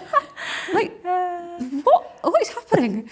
But yeah, I think maybe that's the northerner in me that's like, I like people. Maybe this is the talking to perfect people. job for you. Just you and your dad in a workshop, cracking on yourself. Yeah, and then people come in and they want to talk about it. Fine. Yeah. Good with that. Yeah. So that suits. But obviously and the plaques being there is a good thing because then people want to talk about football. So when they want to talk about football, I'm like, That's your thing. Yeah. See, we're rugby people. See, don't know anything about that. Yeah. So I don't know about football, so it's definitely there's no chance of this turning into a football podcast. I can do a lot of other That's the round sports. one, right? But yeah, I can do a lot of other sports, just not rugby. Yeah. But yeah, I'm sort of like more I'm into like country music and stuff. So I love it. That we can country talk music. about. yeah, Oh, I love it's country great. music. But like, so when someone's like, oh, that's like Beyonce's new album. Don't get me started on that. This could be going very off topic. But like when people have started listening to that, I'm like, this is sad in my eyes. Like, stay in your lane, do your pop music, which you're good at, ballads, all that. Stay with that. Like, my thing. Leave it. This is my thing. Leave it be. Don't ruin it. I like it as it is. That's fucking quality. Yeah. So being able to speak to people about stuff that I'm interested in is a big part Yeah, you of find it. your people, don't you? And you're happy, quite content with that. Yeah, and when people, like as I say, when people come in and want to talk about those things, great. When they don't want to talk about the job, great, because it's things I can talk about comfortably and happily and can talk about for hours. So yeah, because you're in it every day. yeah. So when people ask questions and stuff, it's nice when, like, I suppose it's showing that interest in person.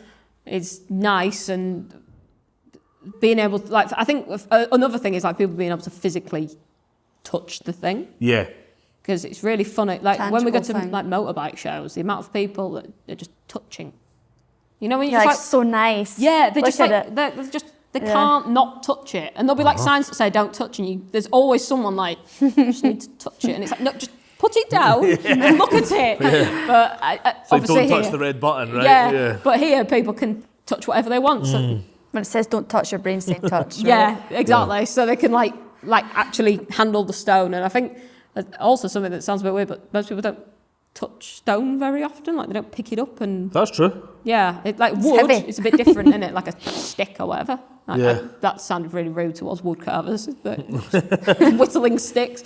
I don't mean that, but Even like a wooden chair and stuff, but there is not a lot of things that are... yeah, exactly. Give it a You touch. don't walk around someone's house with a nice stone floor and rub your hand on the ground. Precisely. do you? And Or the like- amount of people that come in and you're just looking at them, and while they're talking, they're just giving it like that. And you're just like, it's a bit weird, but all right. And people say that, like, that's how they impact what stone they're going to pick as well, because they want to know how it feels. Yeah.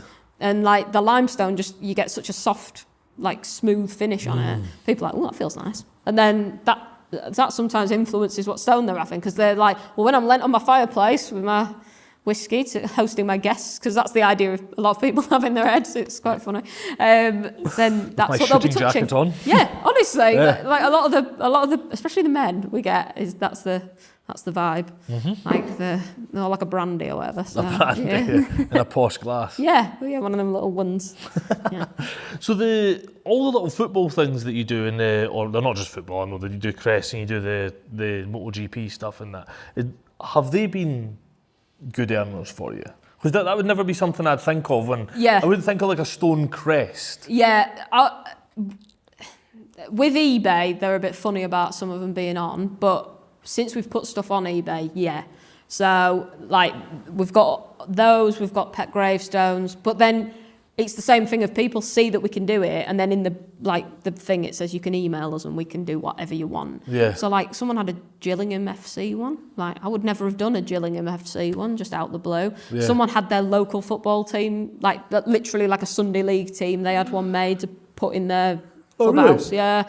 And, like, then you end, like, I'm big into UK ice hockey, and There's a UK... Well, rewind. There's a UK ice hockey.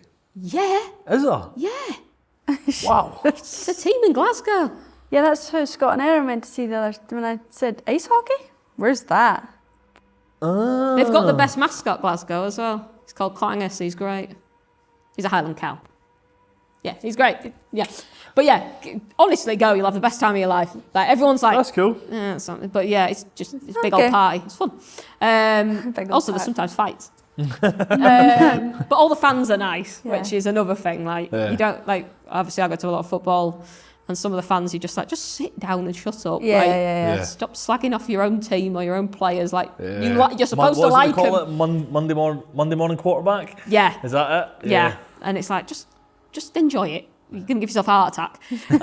Whereas with ice hockey, everyone's just there having a good time. It's nice. And then at the end of the year, they have playoffs in Nottingham, and every single team has people that go, even if their team's Okay. not in the playoffs. And it's just a weekend of hockey and getting hammered. It's fantastic. It's such a good time. There you go. But- Learn something new. Yeah, I support Cardiff Devils. I used to live in Cardiff. No offence to Steelers fans, Sheffield. But yeah, like, and my friends, I made friends with a 70-odd-year-old man when I lived in Cardiff. Nice. Hockey, and his daughter ordered a Cardiff Aw. Devils one for him. And Cool. it's Cool. like being able to, because you just get sense of random stuff, and people are like, "Can you do this?" I'm like, "Yeah," and you just like, "I don't know what it is, but yeah, I'll do it." And Yeah, like, right. and then and sometimes you just get really nice messages as well. Like I did a Northern Soul one for someone who was like, "My dad is absolutely ecstatic with this. He absolutely loves it." Like, and it was just You like, get that, like, yeah. Because you're making Yeah. things that last forever, right? Like, Yeah. They are stone. They're going to last forever. and they're normally for like a special like birthday or Right. whatever as well, because they're not like cheap, but they're affordable. Yeah. Yeah. And I think it's nice that someone can have something like that. Like sure. we've got a Sheffield United. I'm not a Sheffield United fan. We've got a Sheffield United fan of one in our house, We've got various bits dotted around. We've got Yorkshire rose on the windowsill because obviously that's the most important. And like I did like a little tiki head and stuff. And we just got like little bits dotted around, coasters. Yeah. Just the amount of things you can make out of stone when you need something is pretty good. But it's just, I think it's just having that like a nice little thing that's not. I think most people would be willing to have a stone football plaque in their house that maybe wouldn't be willing to have a flag up. Yeah. I think it's a much classier flag. Yeah, I think that's a big thing as well. Yeah. Like just something a bit nicer and similar to the gravestone thing, I suppose.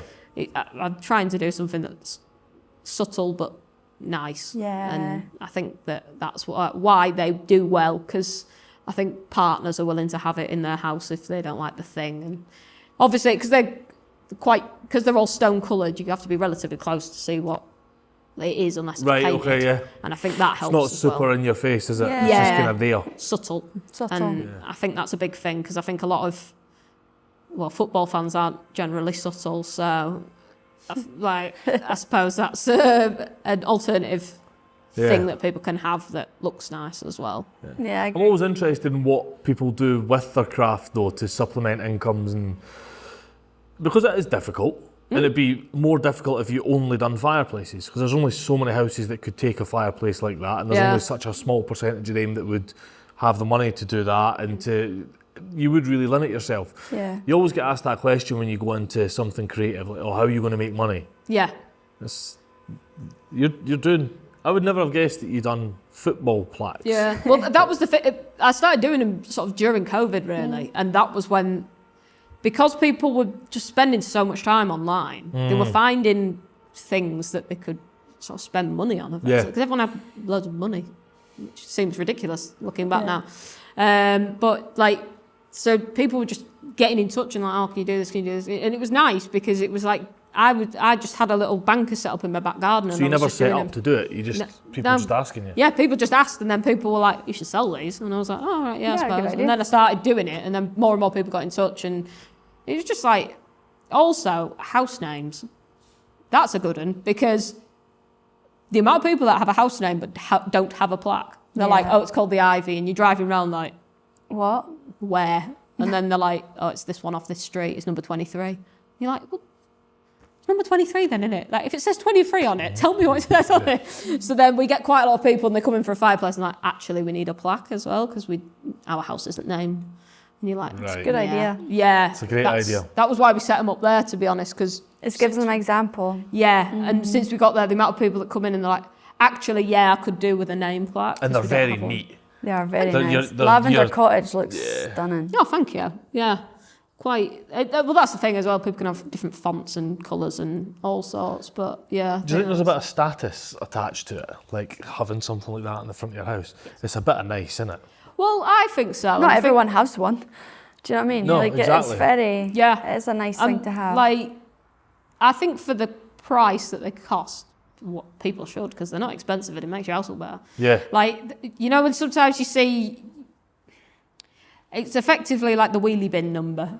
You know, like that's the kind of thing people like sticker. Like there was someone on our old street and they'd drawn the number on a piece of paper and stuck it in their window. And I really wanted to put a business card through, and I kept getting told I wasn't allowed. But I was just like, because it was driving me mad that they'd just written 24 and stuck it on a window. I was like, just get one. Yeah. Get nice. Yeah. It looks. They do look the ticket. Yeah, they look posh. And also you can name your house whatever you want, so. Yeah.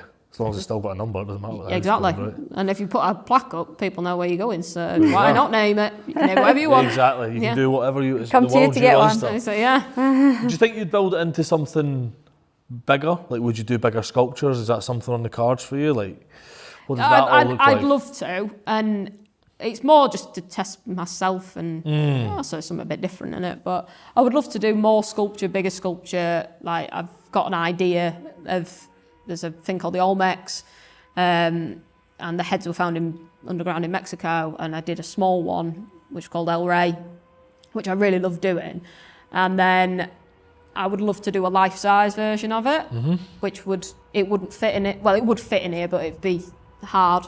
But it'd be, because I want it 9 foot by 9 foot, so it would need to be a huge piece of stone and require cranes and all sorts. But Also, don't know if anyone will buy it, but I would love to do that. I've also got like an idea for a totem pole, because I think I could make that Nice. look quite Like effective. a tiki totem pole kind of thing. Yeah, because I'm big into sort of that Native American look and things like that. I've thought about ways of incorporating into a fireplace and having effectively like 2 totem poles and then just a piece going across it. I don't know how saleable it'd be, but sometimes we just need something upstairs that would look nice. So I think that's something And a show of skill, right? Yeah, and that's something I've got in my head to do upstairs, because I think, again, it's just showing that you can have whatever you want, some alternative. But also I think a lot of families have a relation to certain animals for different reasons. Yep. Like ours is a robin, my dad's called Robin. Like there's certain, like people have a connection to certain animals, and I think people could maybe create whatever totem pole they wanted out of whatever things would mean stuff to them, and it could have a really personal meaning. So it's an idea I've had, and it's something I will do eventually, but it's having the time. I think it's quite hard to get people to think outside the box for a fireplace. Yes. Because when you think of a fireplace, you think, right, 2 uprights, ledge. Yeah. And there's loads of ways you can tart that up and make that much nicer, and you do a great job of doing that, and you've got the sort of, are they called finials, or the kind of scroll things that kind of hold it all up, and it all looks great. But out with a fireplace, you always still think of a fireplace. Yeah, and I think that's one of the biggest things for us, is just trying to put into people's heads they can have whatever they want, and almost just like encouraging people to go through the internet and look at, because English fireplaces are very specific. Right. And then there's like French fireplaces, Italian fireplaces. Okay. So there's like different Regional. designs. Yeah. So it's like some people come in and they're like, oh, I've seen this one that's like, and you're like, oh, like a French farmhouse. And they're like, oh yeah, that's what I meant. And then they look at it online, they're like, oh yeah, that's the exact thing I want. Right. And it's like, it's just like encouraging people to be almost go beyond the norm and pick what they actually want. Like, that's more exciting for you, right? To carve something that's not square and... Yeah, so if like there's an acorns and oak leaves one upstairs that you both saw, and like doing that was really enjoyable because it's something completely different. And when we did one a few years ago, very similar, and they've only just finished their house and they've just sent us it, like finished, and it looks really nice. But it was like quite bold of them to pick that, but why not? And I think in life sometimes there needs to be more like, why not go for something? Yeah, don't spend the money to look like someone else. Spend the money to just, it's custom. Yeah, I suppose maybe I'm not keen on the old, everything's silver in your house, like the grey, silver, white, that crushed velvet sofa, that French bulldog life. Yeah, I'm not down with that, but each their own. But I would rather have unique, bespoke stuff. Oh yeah, and like if there's talking point. Yeah, like cowboy vintage stuff. Slowly filling our house, which isn't to everyone's taste. You got any Mark Majoris yet?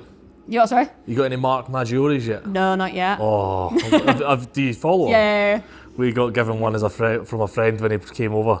He gave us one, and I was like, oh, I can't wait to get this up. It's so good. Don't know where I'm going to put it, though. It's just like, it's one of those, it's so out there compared to anything else you would have in your house that you're like, it can go anywhere. Yeah. It can go anywhere. It's going to look great. We've got a massive space above our bed, and there's a shop just in a village near us, and I can't remember what the artist's called, but he's York-based, but he does like cowboy art. Nice. Okay. And I was like, this fits the brief perfectly, like for everything I want. Whether Jodie wants it's a different matter, but it's everything I want. And she was like, the other week she was like, are you going to go and get it? And I was like, I really should. She was like, get it as a birthday present to yourself, like go and get it. So I need to go and get it. Well, hopefully still got it. But it was, sometimes you just find the thing. You're like, I need that in my life. Yeah, and I think there needs to be more of like going to the little places and picking the thing. It's so nice to go and get it and pay with money over the till and take it home with you and then unwrap and be excited about it. Like, it's experience. There's some people we get in, they're like, is my fireplace ready yet? And you're like, oh, it'll be ready next week. Do you want us to fit in? They're like, yeah, there's no worry, I just really want it. And that's cool. Yeah, and it's like that. They're excited for it, and I think that's like there's maybe not enough of that. Yeah, like with Amazon and stuff, maybe there isn't enough of that like excitement about something arriving because everything arrives. But like picking something and it being something you want and love. And there's nothing better than buying handmade, I have to say. No. Like the experience you like, yeah. you know, like the wee note you get when you buy something, or you know, it's just these little things. You just This job's horrendously expensive. yeah. Horrendously expensive. Because you hang out with people and you're like, oh, I'd love one of them. So it goes on the little list. Definitely getting a plaque for the house at some point. Yeah, 100%. Oh, yeah. Yeah. To go underneath your mosaic number that I did a wee Bryony, mosaic. you and Bryony made. Mosaic, yeah, made it. Oh, that's nice. So that's. But it's like our house is becoming full of conversation pieces. Oh, yeah. Like the Nothing matches, David Bond. like, but No, it's- nothing that's- matches. Yeah, but that's better. It's like a scattergun. As I say, it's better than grey, isn't it? David Bond done a Lucky Bee Designs. He's a sign painter out in Waco, Texas, and it was a trailer that was like a greengrocer's trailer. And I expect the guy's business was he drove into town and then it was like a trailer shop. And on the side of it, it was very Texas. It was like, y'all can come in, but y'all got to act right. And I was like, I want that for just the side of our door. Yeah. Just like I want that in 1.5 foot wide by 6 foot tall. Y'all can come in, but y'all got to act right. It's like, it's just ace. Y'all, Yeah. I There's love stuff it. like that that's just ace. And that's what you want in your house, right? And that's kind of what I hope with us putting the magazines out and putting them in airport lounges and putting them in wherever and getting them in front of people with maker stories. I really hope someone's like, oh, I fancy that. Yeah. Oh, I've nowhere to put that. Ah, it doesn't matter, I'm going to get it anyway. Yeah. Yeah. Because Just that's really, the really gateway want drug. it. Yeah. That's the gateway drug. Once Yeah. you've got one, you're like, get another. Get another. You know? But I think that's such a massive thing though. Is just like how many people just go to IKEA and just decorate their entire house from IKEA. Yeah. And I don't know. Mate, I just find it a bit. You know, sometimes you go to someone's house and you're just like, this is depressing. It all matches. There's nothing. There's no stuff. Sometimes there needs to be stuff.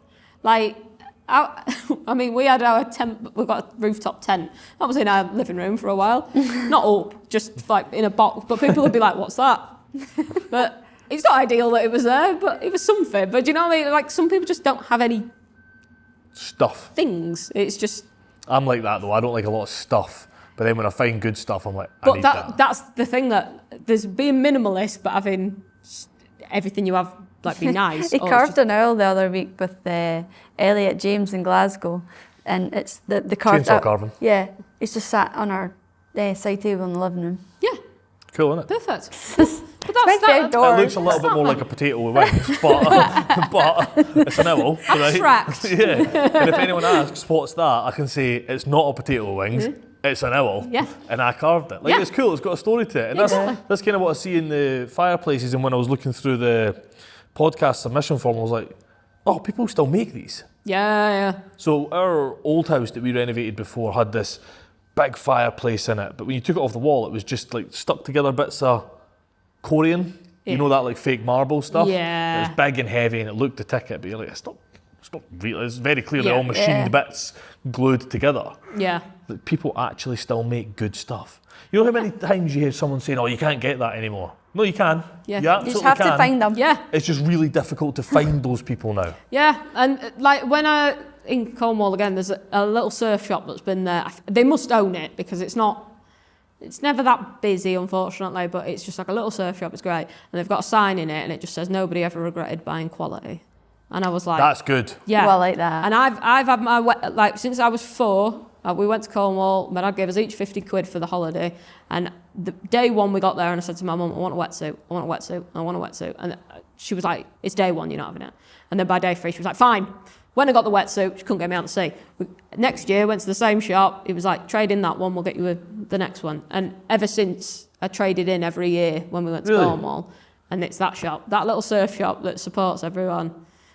Just like part of the community. They've got a men's one and a women's one in St Ives called Off the Beaten Track. And they're just beautiful little shops. And they're And you've gone back there to trade in your suit every year, single day? yeah. That's Until I got brilliant. to like an adult and I didn't need to trade it in every year because I was one size. Yeah. But yeah, like growing up, it was every single year they would trade it in and I'd get money off a new That's one. awesome. And I'd save up my holiday money each year and then buy the new one with it. That's cool. And then you couldn't get me out to sea because that was Yeah. where I wanted to be. So it's that when I saw that sign, I pointed at my dad and said, "That's the sign," and he was like, "Yeah, that's us," because Yeah. it's true. Nobody does regret buying quality. It's the same like buy cheap, buy twice, all that. Like, Yeah, 100%. And it's such a... Unfortunately, there is so much stuff you can buy cheap and buy twice in the world now. Maybe more people need to wait and invest and be better for the planet and all, wouldn't it? Yeah, we wouldn't have as much waste, would we? Yeah. How does that work for you guys? Because these are typically a buy once and never think about it again. How does that work for you guys gaining customers? People will find another space in their house for a fireplace. Really? We have to make space. Yeah, people have built walls, so we'll put another fireplace in. Like, really? Yeah, we had someone build an extension just so they could have another fireplace. Like each end of the... It's an expensive fireplace. Yeah, each end, they've got one each end of the, like a long room, so they have one either end. People sell the house, buy a new one, buy new fireplaces. You said that guy. Yeah, same fireplace 3 times. Yeah. But why would you not pick a different style? But he likes it, so he's gone with it, and he's always got us to do it, and we're always here. And he's the guy that'll buy your sculpture.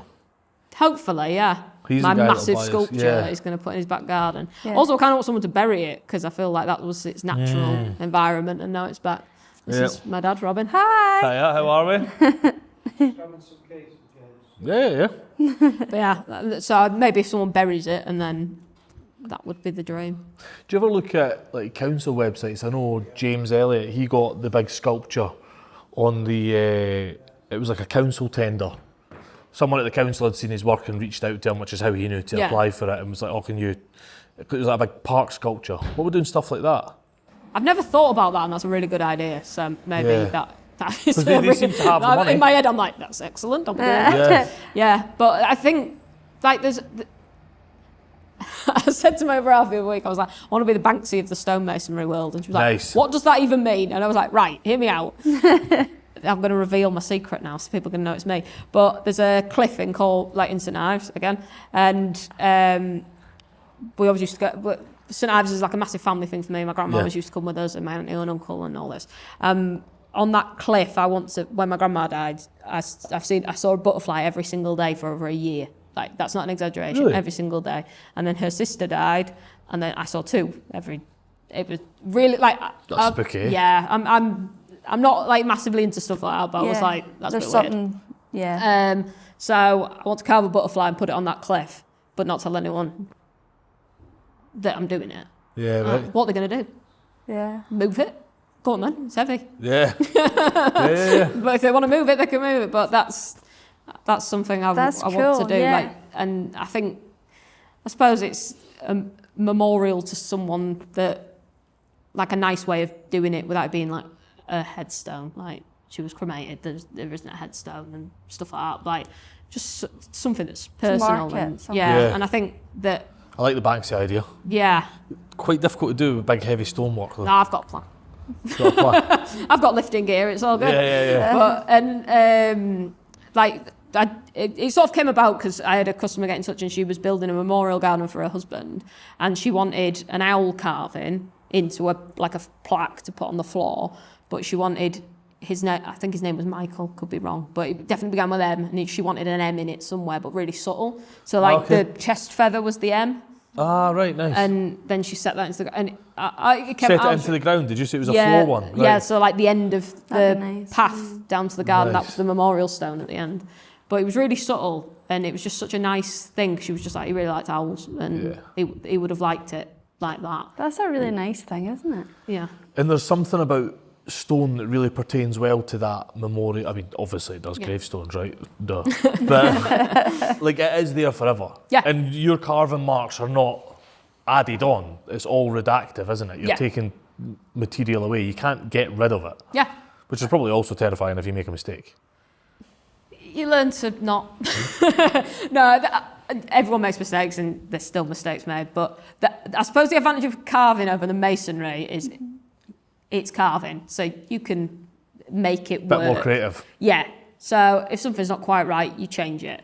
And I'll be honest, I'm carving a sculpture, certainly, I'll do something and I'm like, that's completely wrong. Or I'll completely carve, like I did a Buddha for my father-in-law, and I did the entire head, carved the rest of it, and I was like, his head's way too big. It was like, it looked like a little balloon, and I was like, so then I was just there hacking at it, taking loads off it and redoing the entire thing. But that's the thing with carving, it's a process. Whereas with the masonry, if you ping a bit off, there's no fixing it because it is what it is. It needs to be straight. It needs to be square. It needs to More or less be perfect. Exactly.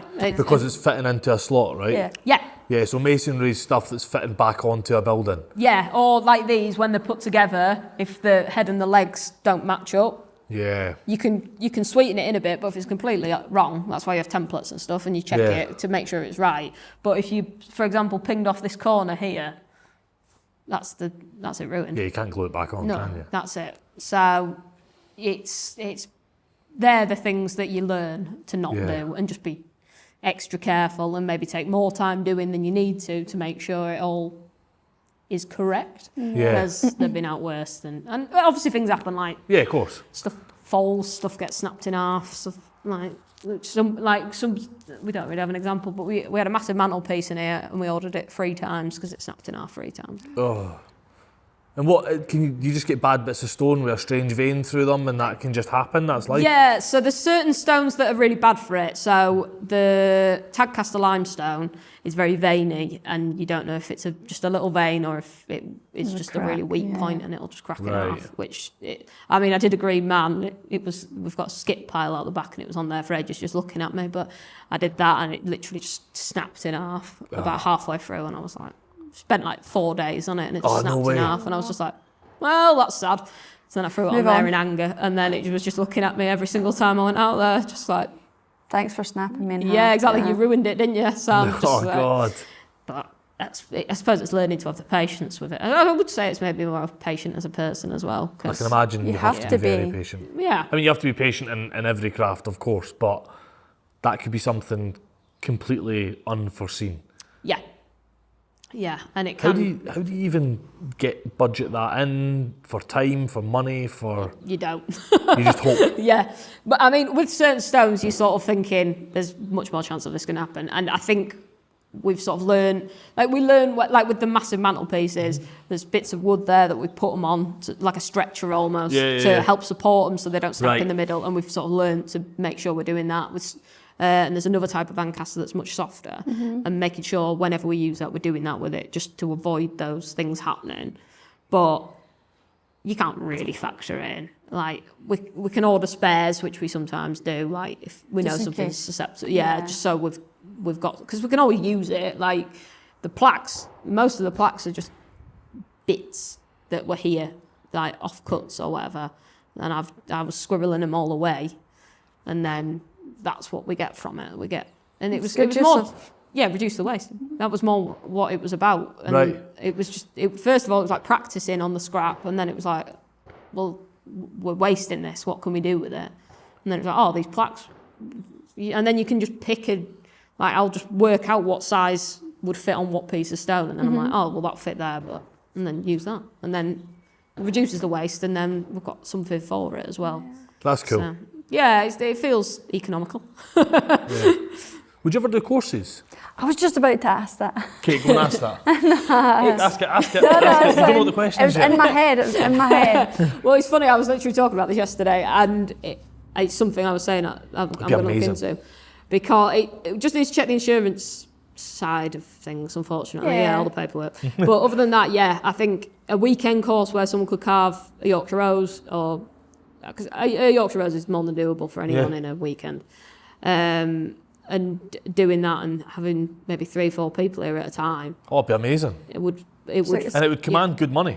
Yeah. Like it would, talking just financially for you as a business, it would command good money. Yeah. I'd pay good money to learn how to carve something. Yeah. Well, that was like, my wife was looking at a wood carving course, and she was like, oh, it was, I think it was 10 till 4 for 2 days. Some balloons there. 10 till 4 for 2 days, and it was 300 quid. Yeah. And I was like, is that it? And she was like, what do you mean? I was like, that seems insanely cheap. That doesn't seem like a lot to me. But no. To learn something new and pretty much one-to-one. If there's only 4 people, more or less it. Yeah, and then I was like, 4 people, 1,200 quid if I charge that. Don't have to, it's not too much to supply. And also, especially if it was your scraps. Yeah, and I do think there is the demand for it, because it's those people that are... People want experiences these days. And also it's just the interest in it. It's the people who do the office job want the dream life of coming in here and carving. Exactly what we were talking about with Adrian yesterday. And the best example of this is Shannon and Bill Oyster in Blue Ridge, North Georgia. When we were there last August? No, Last it was August. Last August. That's when we went back to America. Oh, so yeah, we went back sorry, up to visit them. They were booked out right through 2024, right through 2025. And they do 1 weekend on, 1 weekend off, 20 people a class. I'm sure there's 20 people a class. Did I exaggerate that? Is it 20 people a class? I think there was less than that, but they were trying to open it up. They were opening up another side to it. Yeah. There was an old boy there that was doing it. Like, he's made his money in corporate America. And when I was speaking to him, he just loves it. 20-second rod he's made there. They're making fly fishing rods. Nobody needs 22 handmade fly fishing rods. Right? Nobody. Yeah. But he just keeps going back. Loves it. Yeah. Absolutely loves it. And Shannon was telling me she was speaking to another person, and someone that, again, corporate America, growing up in corporate America, they were moving to Blue Ridge because they'd never been happier in Blue Ridge making rods. Yeah. So he's now moving there because that's where he made rods, and he's going to fish there and do the odd course now and again. People are desperate to get off PCs. Yeah. Whether it's, and I get that doing this work's not for everybody, of course it's not, and that's kind of what makes people like you so special that you are doing it, but to have the ability to try it, Yeah. because we're all seeing it now on Instagram and on Yeah. socials, like, I'd love to give that a go. yeah. Yeah, and then like I was talking to one of my friends about it, and she was sort of saying like you need to advertise like also women's only courses, and because like obviously I'm in like numerous minorities myself, and like I don't ever think of that, but she was like you could do like an LGBTQ friendly course, you could do a women's only like you could do all these things. You've got Tailor the it to ability. whatever you want to do. Yeah, and then people would sign up for that specific one, knowing that they were going to a safe environment, effectively. And Surrounded by people like them. yeah, because it like a lot of my like the gays, as I call them, my friends, they're all like fascinated by it, and they're like, oh, it's like the lesbian fantasy, like the woman working like with her hands and all that. Right. That goes over my head, but that's what they all say. But it's like all that like side Goes over of your it head as well. because you're clearly their fantasy, right? Well, apparently, and I'm like, you're my friends. This is weird, but yeah, like that, and they're like, oh, I'd love to try it, and like I've had like one of my friends come down and she tried it, and she I'll be honest, surprisingly good. I was like, Really? Yeah, I said to her, I was like, do you want a job? I was like, she just started doing it. I was like, I've never seen someone pick it up and just be quite good at it immediately. That's cool. And she's always been sarcastic. I was like, no, I'm being genuine. Yeah, no, you're like, genuinely that really is good at that this. is pretty good. Yeah. Like, yeah. So it's like, and I think it's that was sort of what I was thinking. I could do like tailored courses, like obviously just mostly generic, but then there would be that, like Yeah, if option. it was just women only and things like that. Just Especially if you've got a waiting list. If you've got a waiting list for them and you can be like, right, I know these people have got these preferences, so we can put them together because they'll have, I don't mean put them together, single them out, but they'll put them together because they'll have a better experience doing it together. yeah, and then you can make it more of like it's like a community Yeah. type thing as well, isn't it? But I do think it's something I want to share because, as I say, I love it. Like, Yeah, you clearly love it. I love being here. Like, my dad always laughs because he's like, it's just work. And I'm like, yeah, but he loves it. But, he, like, as I say, like a child. But, like, it's having those new ideas. And also sharing my dad's experience. Like, he would... Like, we had a guy come and he was an ex-police officer who'd retired, like, quite early. And he was just obsessed. He was just absolutely obsessed with it. And, like, my dad's quite funny because people always want to be his friend, but he doesn't like having friends. 'Cause it's like, it's another responsibility. But... the people always like want to be friends with him, and like, but that's because he's like, to them, he's living the dream of doing what he's. Yeah, they're only seeing the highlight reel, of course, but to them, he's like, everyone's thinking, I could have done this, I could walk the man. Like, he was just in there, how old did you say he was? He's a healthy dude walking in. There you go, and he's a healthy dude walking in. I think that's about your dad as well. My He's always dad's worked in the building trade, and they're healthy guys. Yeah. Well, I always say to my dad, I don't think he looks his age. No. But My dad also, doesn't he's, look his he's age, bald, so he's got the advantage of that. People tend to look older with grey hair, don't they? So he's got that advantage. But yeah, and he is, and it has kept him fit and healthy. And like like when he does go to the doctor or whatever, they always say that about him. And like Keep doing what you're doing. Yeah. And like the only thing that's the issue is like sinuses from the dust. But because health and safety wasn't what it was. No, that wouldn't be the issue now, right? Exactly. Whereas now we like wear respirators and stuff every time. But before, like when he was working at the Minster, there was no respirators or anything. I mean, he was on the scaffold and he walked to the end of it and the board just tipped up and a man just grabbed him, put him back on and just carried it. Like, carried on working, just grabbed him, put him back on and carried on.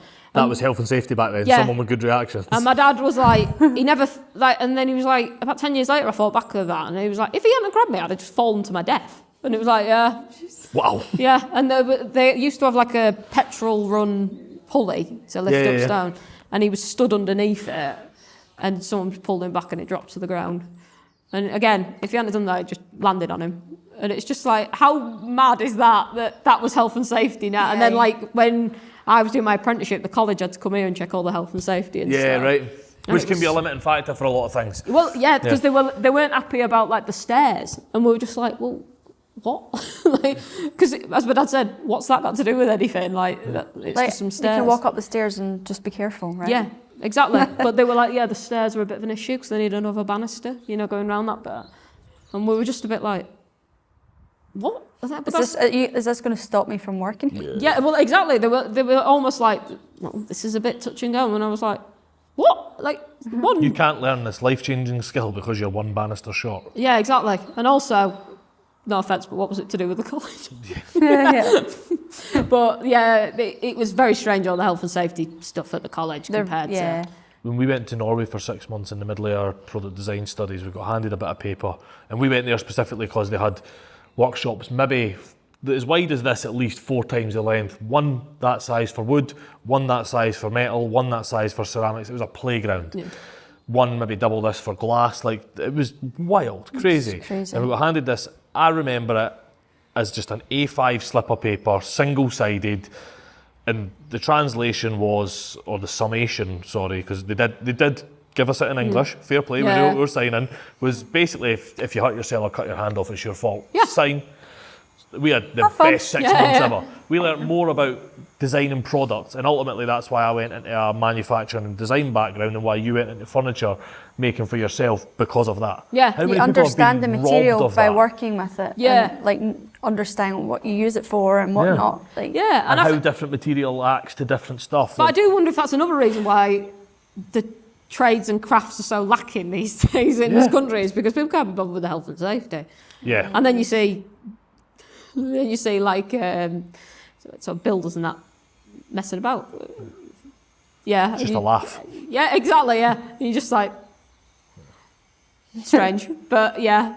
It does make you wonder, like, are we robbing ourselves of all these skills because of that? The health and safety has its place, of course. I'm a huge advocate for health and safety. Some of the rigs we've designed in some of my previous job, like, I am there and I'm employed partially because of health and safety, because I know that side of things.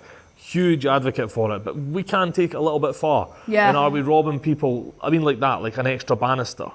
Well, it's really interesting with the health and safety between England and Scotland as well, because in Scotland you have to wear an air-fed mask. Yeah. Yeah, my brother got given one when he started his welding apprentice. And you don't have to wear it here. Like, oh, really? Yeah, no. The college, they've got overhead hoods. Yeah. So they just suck up the towers dust and stuff, yeah. And they were funny here about the dust extraction. But bearing in mind, everyone else's workshop is a closed little thing. Yeah, where yours is a 10 foot by 10 foot door. Yeah, the dust blows through, we sweep, we all wear respirators and stuff. But they were like, oh, you have to get an air-fed mask. But obviously for a small business, £1,000 for an air-fed mask is a lot. Yeah. And the constant maintenance as well. Yeah.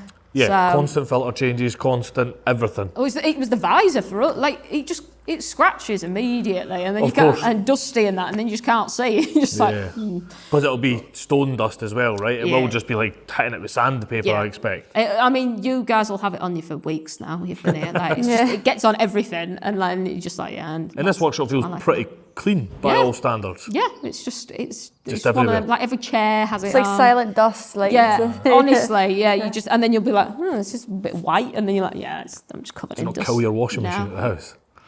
Yeah, we get through washing machines very quickly. Yeah. But you just got that. We wear overalls, so that before we wore overalls, it was everywhere. But like trying to keep my car, I try not to wear my boots in the car because I try and keep my car slightly clean. Right. And it just doesn't happen. It's just like, it just comes with you everywhere. Yeah. Would you recommend it to someone else though? 1000%. Yeah. I think as I say, I think more people would benefit from jobs less screen-based.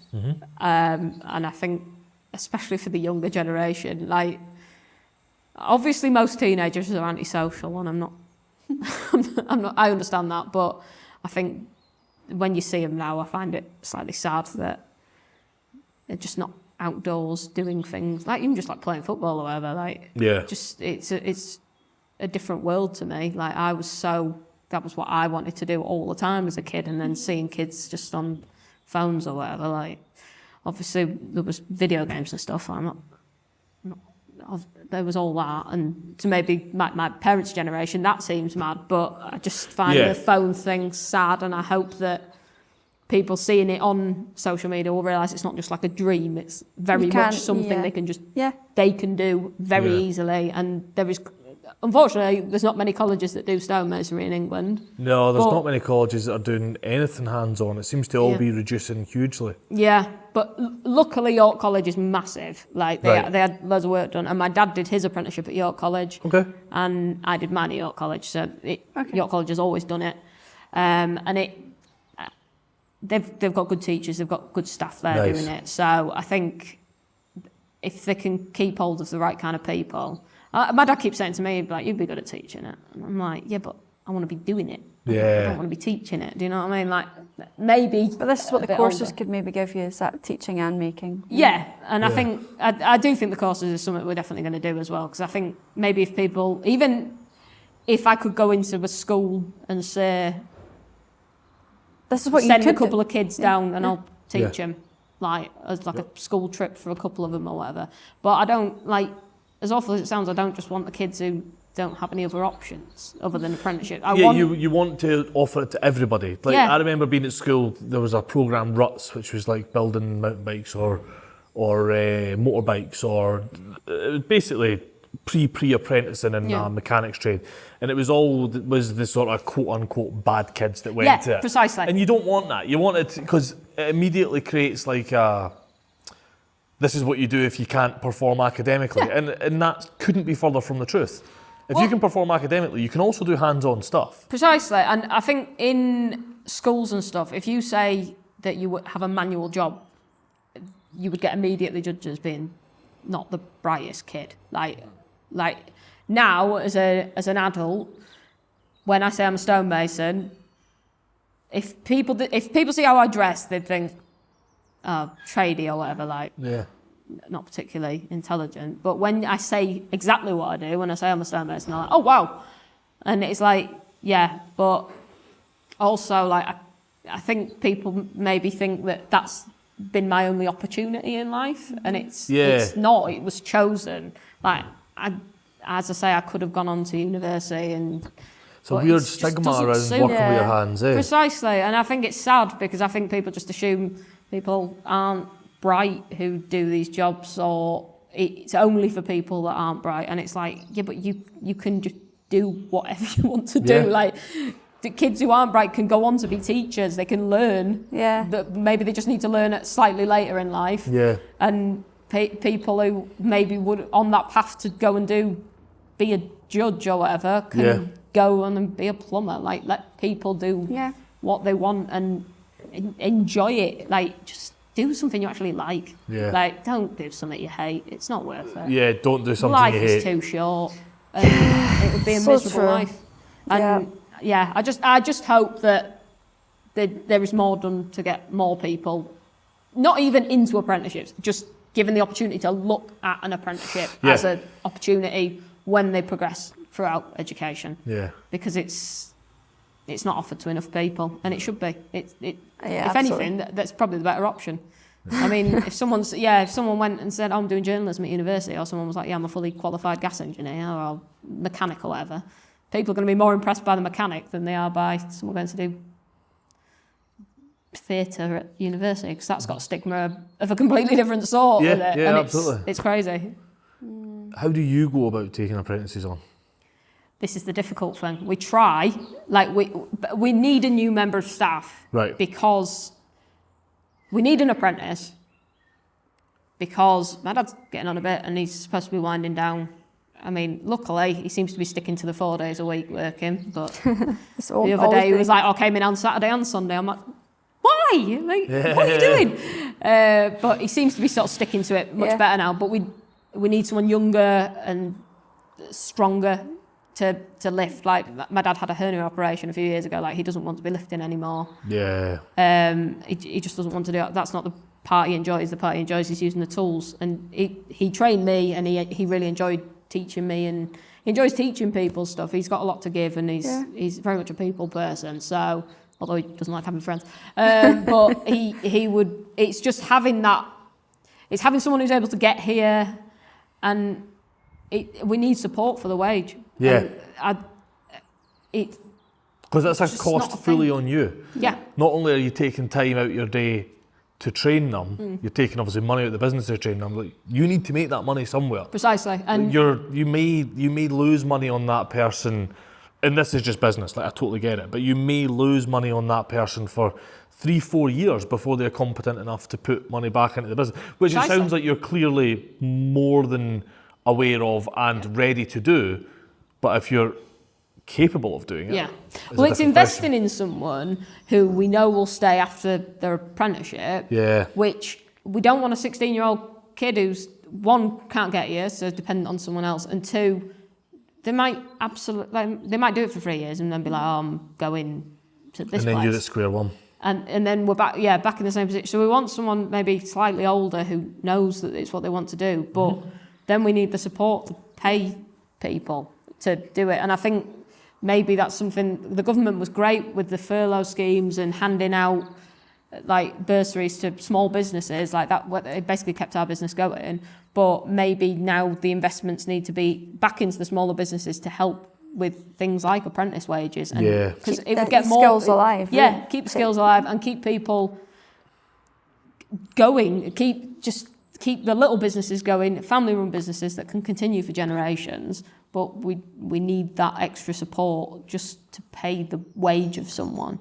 As I say, I know someone who would do it in a heartbeat, but he has a young family. He can't physically do it and survive. What about the likes of like Heritage Crafts and Queen Elizabeth Trust and some of the private funders? They seem to be more, I know they're more arts based, but they're definitely there for, I mean, like them or loathe them, they're definitely not doing the work we're doing. They're doing a very different side of it, but they seem to be privately funded rather than through the government. Have you ever looked at any of that stuff? No, maybe that's something we do need to look into. We know a couple of guys there. I'll send some emails and I'll CC you in. That'd be great. Try and do some intros, because if it is a heritage craft, like stonemasonry is definitely a heritage craft. There's a place in Norway, Nittedal Church. Do you know Nittedal Church? I think so. It's like that big mad old church. But they employ like, I'm sure there's a team of 8 or 12. 8 or 12 like traditional crafts people, and then they bring in traditional crafts apprentices effectively to work with each of those guys. I'm sure that's privately funded. There seems to be a lot more private funding for heritage crafts. That's obviously Norway. I think the issue with a lot of it is they focus on the cathedrals and stuff like that, and that's where most of the funding goes. And I get that, like they're the buildings we're trying to protect and keep that history alive. And I think I was watching a documentary the other day, and it was like the oldest building in Manhattan. It was like 200 years old, and I was like, pathetic. See, when we were in America, so many people were like, oh yeah, back in blah, blah, blah. And when I was, all right, cool, Glasgow High Street's that old. It's so different. I will say though, the Americans know way more about history because it's kind of recent history. So they seem to be way better at their history, whereas we're like, it's so old, like, I don't know. Then, innit? But also they seem to care more about it. They do care a lot more. And again, they're almost blind to it. Maybe that's another part of it. Maybe if the history was a bigger celebrated thing, a wee bit more. they'd be able to talk more about why Masons were so important and still are. But I think it's just, as I say, maybe the education side of it. But like at schools, when there's not really like classes for maybe, like, you know, when you do DT, I don't know if I didn't. Design Tech, CDT, my school wasn't considered that great in the local area. And our DT department was like, you made a bit of folded plastic. and I think that was the only thing I made in Was it 3 like years. the keyring, folded plastic keyring? It was a pencil holder. Oh, okay, So it maybe was like, then a folded plastic keyring. Yeah, folded plastic and then a bit of wood in it, and that was that. I'm not joking. That was the only thing I made in 3 years. Like maybe those avenues would be better to get kids doing those things rather. I understand how the importance of ICT and all that. I fully Absolutely, get that. but they don't have to stand alone. Yeah. Just because they're important, it doesn't mean they have to be the only thing we do. Yeah. That's where I think we've got it. I say we as if I'm involved in making those decisions. I'm not. Prime Minister but- here. That's where I think we've all got it a bit wrong. Like, it doesn't have to be one and only. There is different horses, different courses. Yeah, and there's so much like potential for just great things. Like I was just thinking this, like when we were saying about the courses, there's not very few like other stone workshops where people would be allowed in because it's mostly on cathedrals. Yeah. So I think just like maybe just giving people more opportunities, and that's something we can help with hopefully, and just teach people to enjoy things Using and your hands. make things and be creative. Like I 7 years ago, I didn't think I'd be carving MotoGP plaques auction off the race at Silverstone, but here you go. Like that's something I've now done, and it obviously it's incredibly exciting. And I didn't think I'd be on a podcast 3 years ago. Do you know, like all those things? Like it just shows where you can go with a job that you don't necessarily expect. Yeah. Do you think the space is getting better for it? There seems to be a better appreciation for craft recently. Yeah, on social media, like 100%. It is 100% down to social media. More people can see more stuff. Yeah, and like just, I don't know, those sort of videos of things being made, but I think for me, when I'm watching them, I'm like, are people watching this thinking, this is incredible? Or are they thinking, I'm watching this now, I want to do it? And I think it's more people watching it thinking, wow, rather than, well, I could do that. And I think that hopefully that attitude can change of people thinking, all right, I'm going to give that a go. And maybe that confidence. I think that's where courses come in. Yeah. Because you don't need the confidence, you just need to be confident in the teacher. I think that's where the courses really come in, because they are the stepping stone. Yeah. They're the like, oh, I've seen that on Instagram, and then actually I've seen that person does a course. So I'm going to go and do the course. It's a weekend, it's a couple £100, it's 3, 4, whatever it is. I get to do that thing that I've seen weeks ago. Yeah. Because at the moment, that's where the wall is. The wall is between seeing it and how do you do it. Yeah. Because I think now, like, oh, I'd love to carve stone, and it's how do I do it? Or where? Yeah. What do I buy? Like, what stone do I get? Do I pick up a stone out of the garden and a chisel? I do get some people ask me this. Oh, really? Yeah. Like, so they're like, where do I get stone? And I'm like, right, okay, here we go. They're like, where do I get that mallet, like that little hammer? I've had, I don't even know how many, where did you get that little hammer? And I'm like, it's my dad's, it's 50 years old. I don't think they make it anymore. So I'm like, but I want that one. And I'm like, but it's mine. Like, I don't even let my dad have that hammer anymore. Yeah. He's got his own hideous new one. That's horrible. It's my little hammer now. So, and it's got loads of, like, it's like worn away now from me using it so much. So it's got like a bit, like a rivet in it, which is nice. But yeah, it's more nice. courses. Do courses. Yes, I will do courses. And I'll book them. Text us so I can book me one. Yeah. Yes. We'll be your first tryout. Yeah, exactly. We'll there you go. You can be my tryout. Yeah, love it. I think it'd be wicked. You have to pay for accommodation, but other than that, you can be my tryout. Sleep in the car. Sorry. Sleep in the car. Hey, you've got good fireplaces up there. I don't know if I plumbed in, like. Kate? Yeah, so what advice would you give your younger self? Ooh.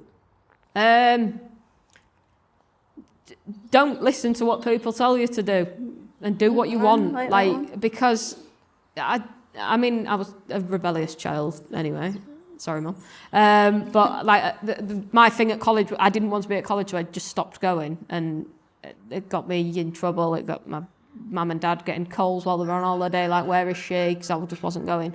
But I wasn't happy, and maybe if I'd said that and communicated why I wasn't happy, I just couldn't sit down anymore. I couldn't sit in a classroom. I wanted to be out in the world. Yeah. And I think if I'd maybe just said that, that would have made more sense. But also, I'm glad I didn't follow the path that I was trying to be given by education systems and stuff, and I'm glad I went with it. And also appreciate my dad a bit more, because he's a good lad. Yeah. That's a good one to finish the podcast on. Yeah, He's a good lad. Yeah, Ace. that is cute. Yeah, he's a nice fella, really. Yeah. Just Well, doesn't look it. Ace, thank you so much for your time. You're very Really welcome. enjoyed It's been that. lovely, thank you. I enjoyed learning about all things stonemason. introduce who you are, because we haven't Oh, yeah, actually done please that introduce yet. who you are, 'cause we've never I'm done. Rosie Winterton. I'm a stonemason and stone carver based in Yorkshire, best county. Love it. Brilliant, thank you so you. much. Lovely. Amazing. Hopefully you didn't find that too hard.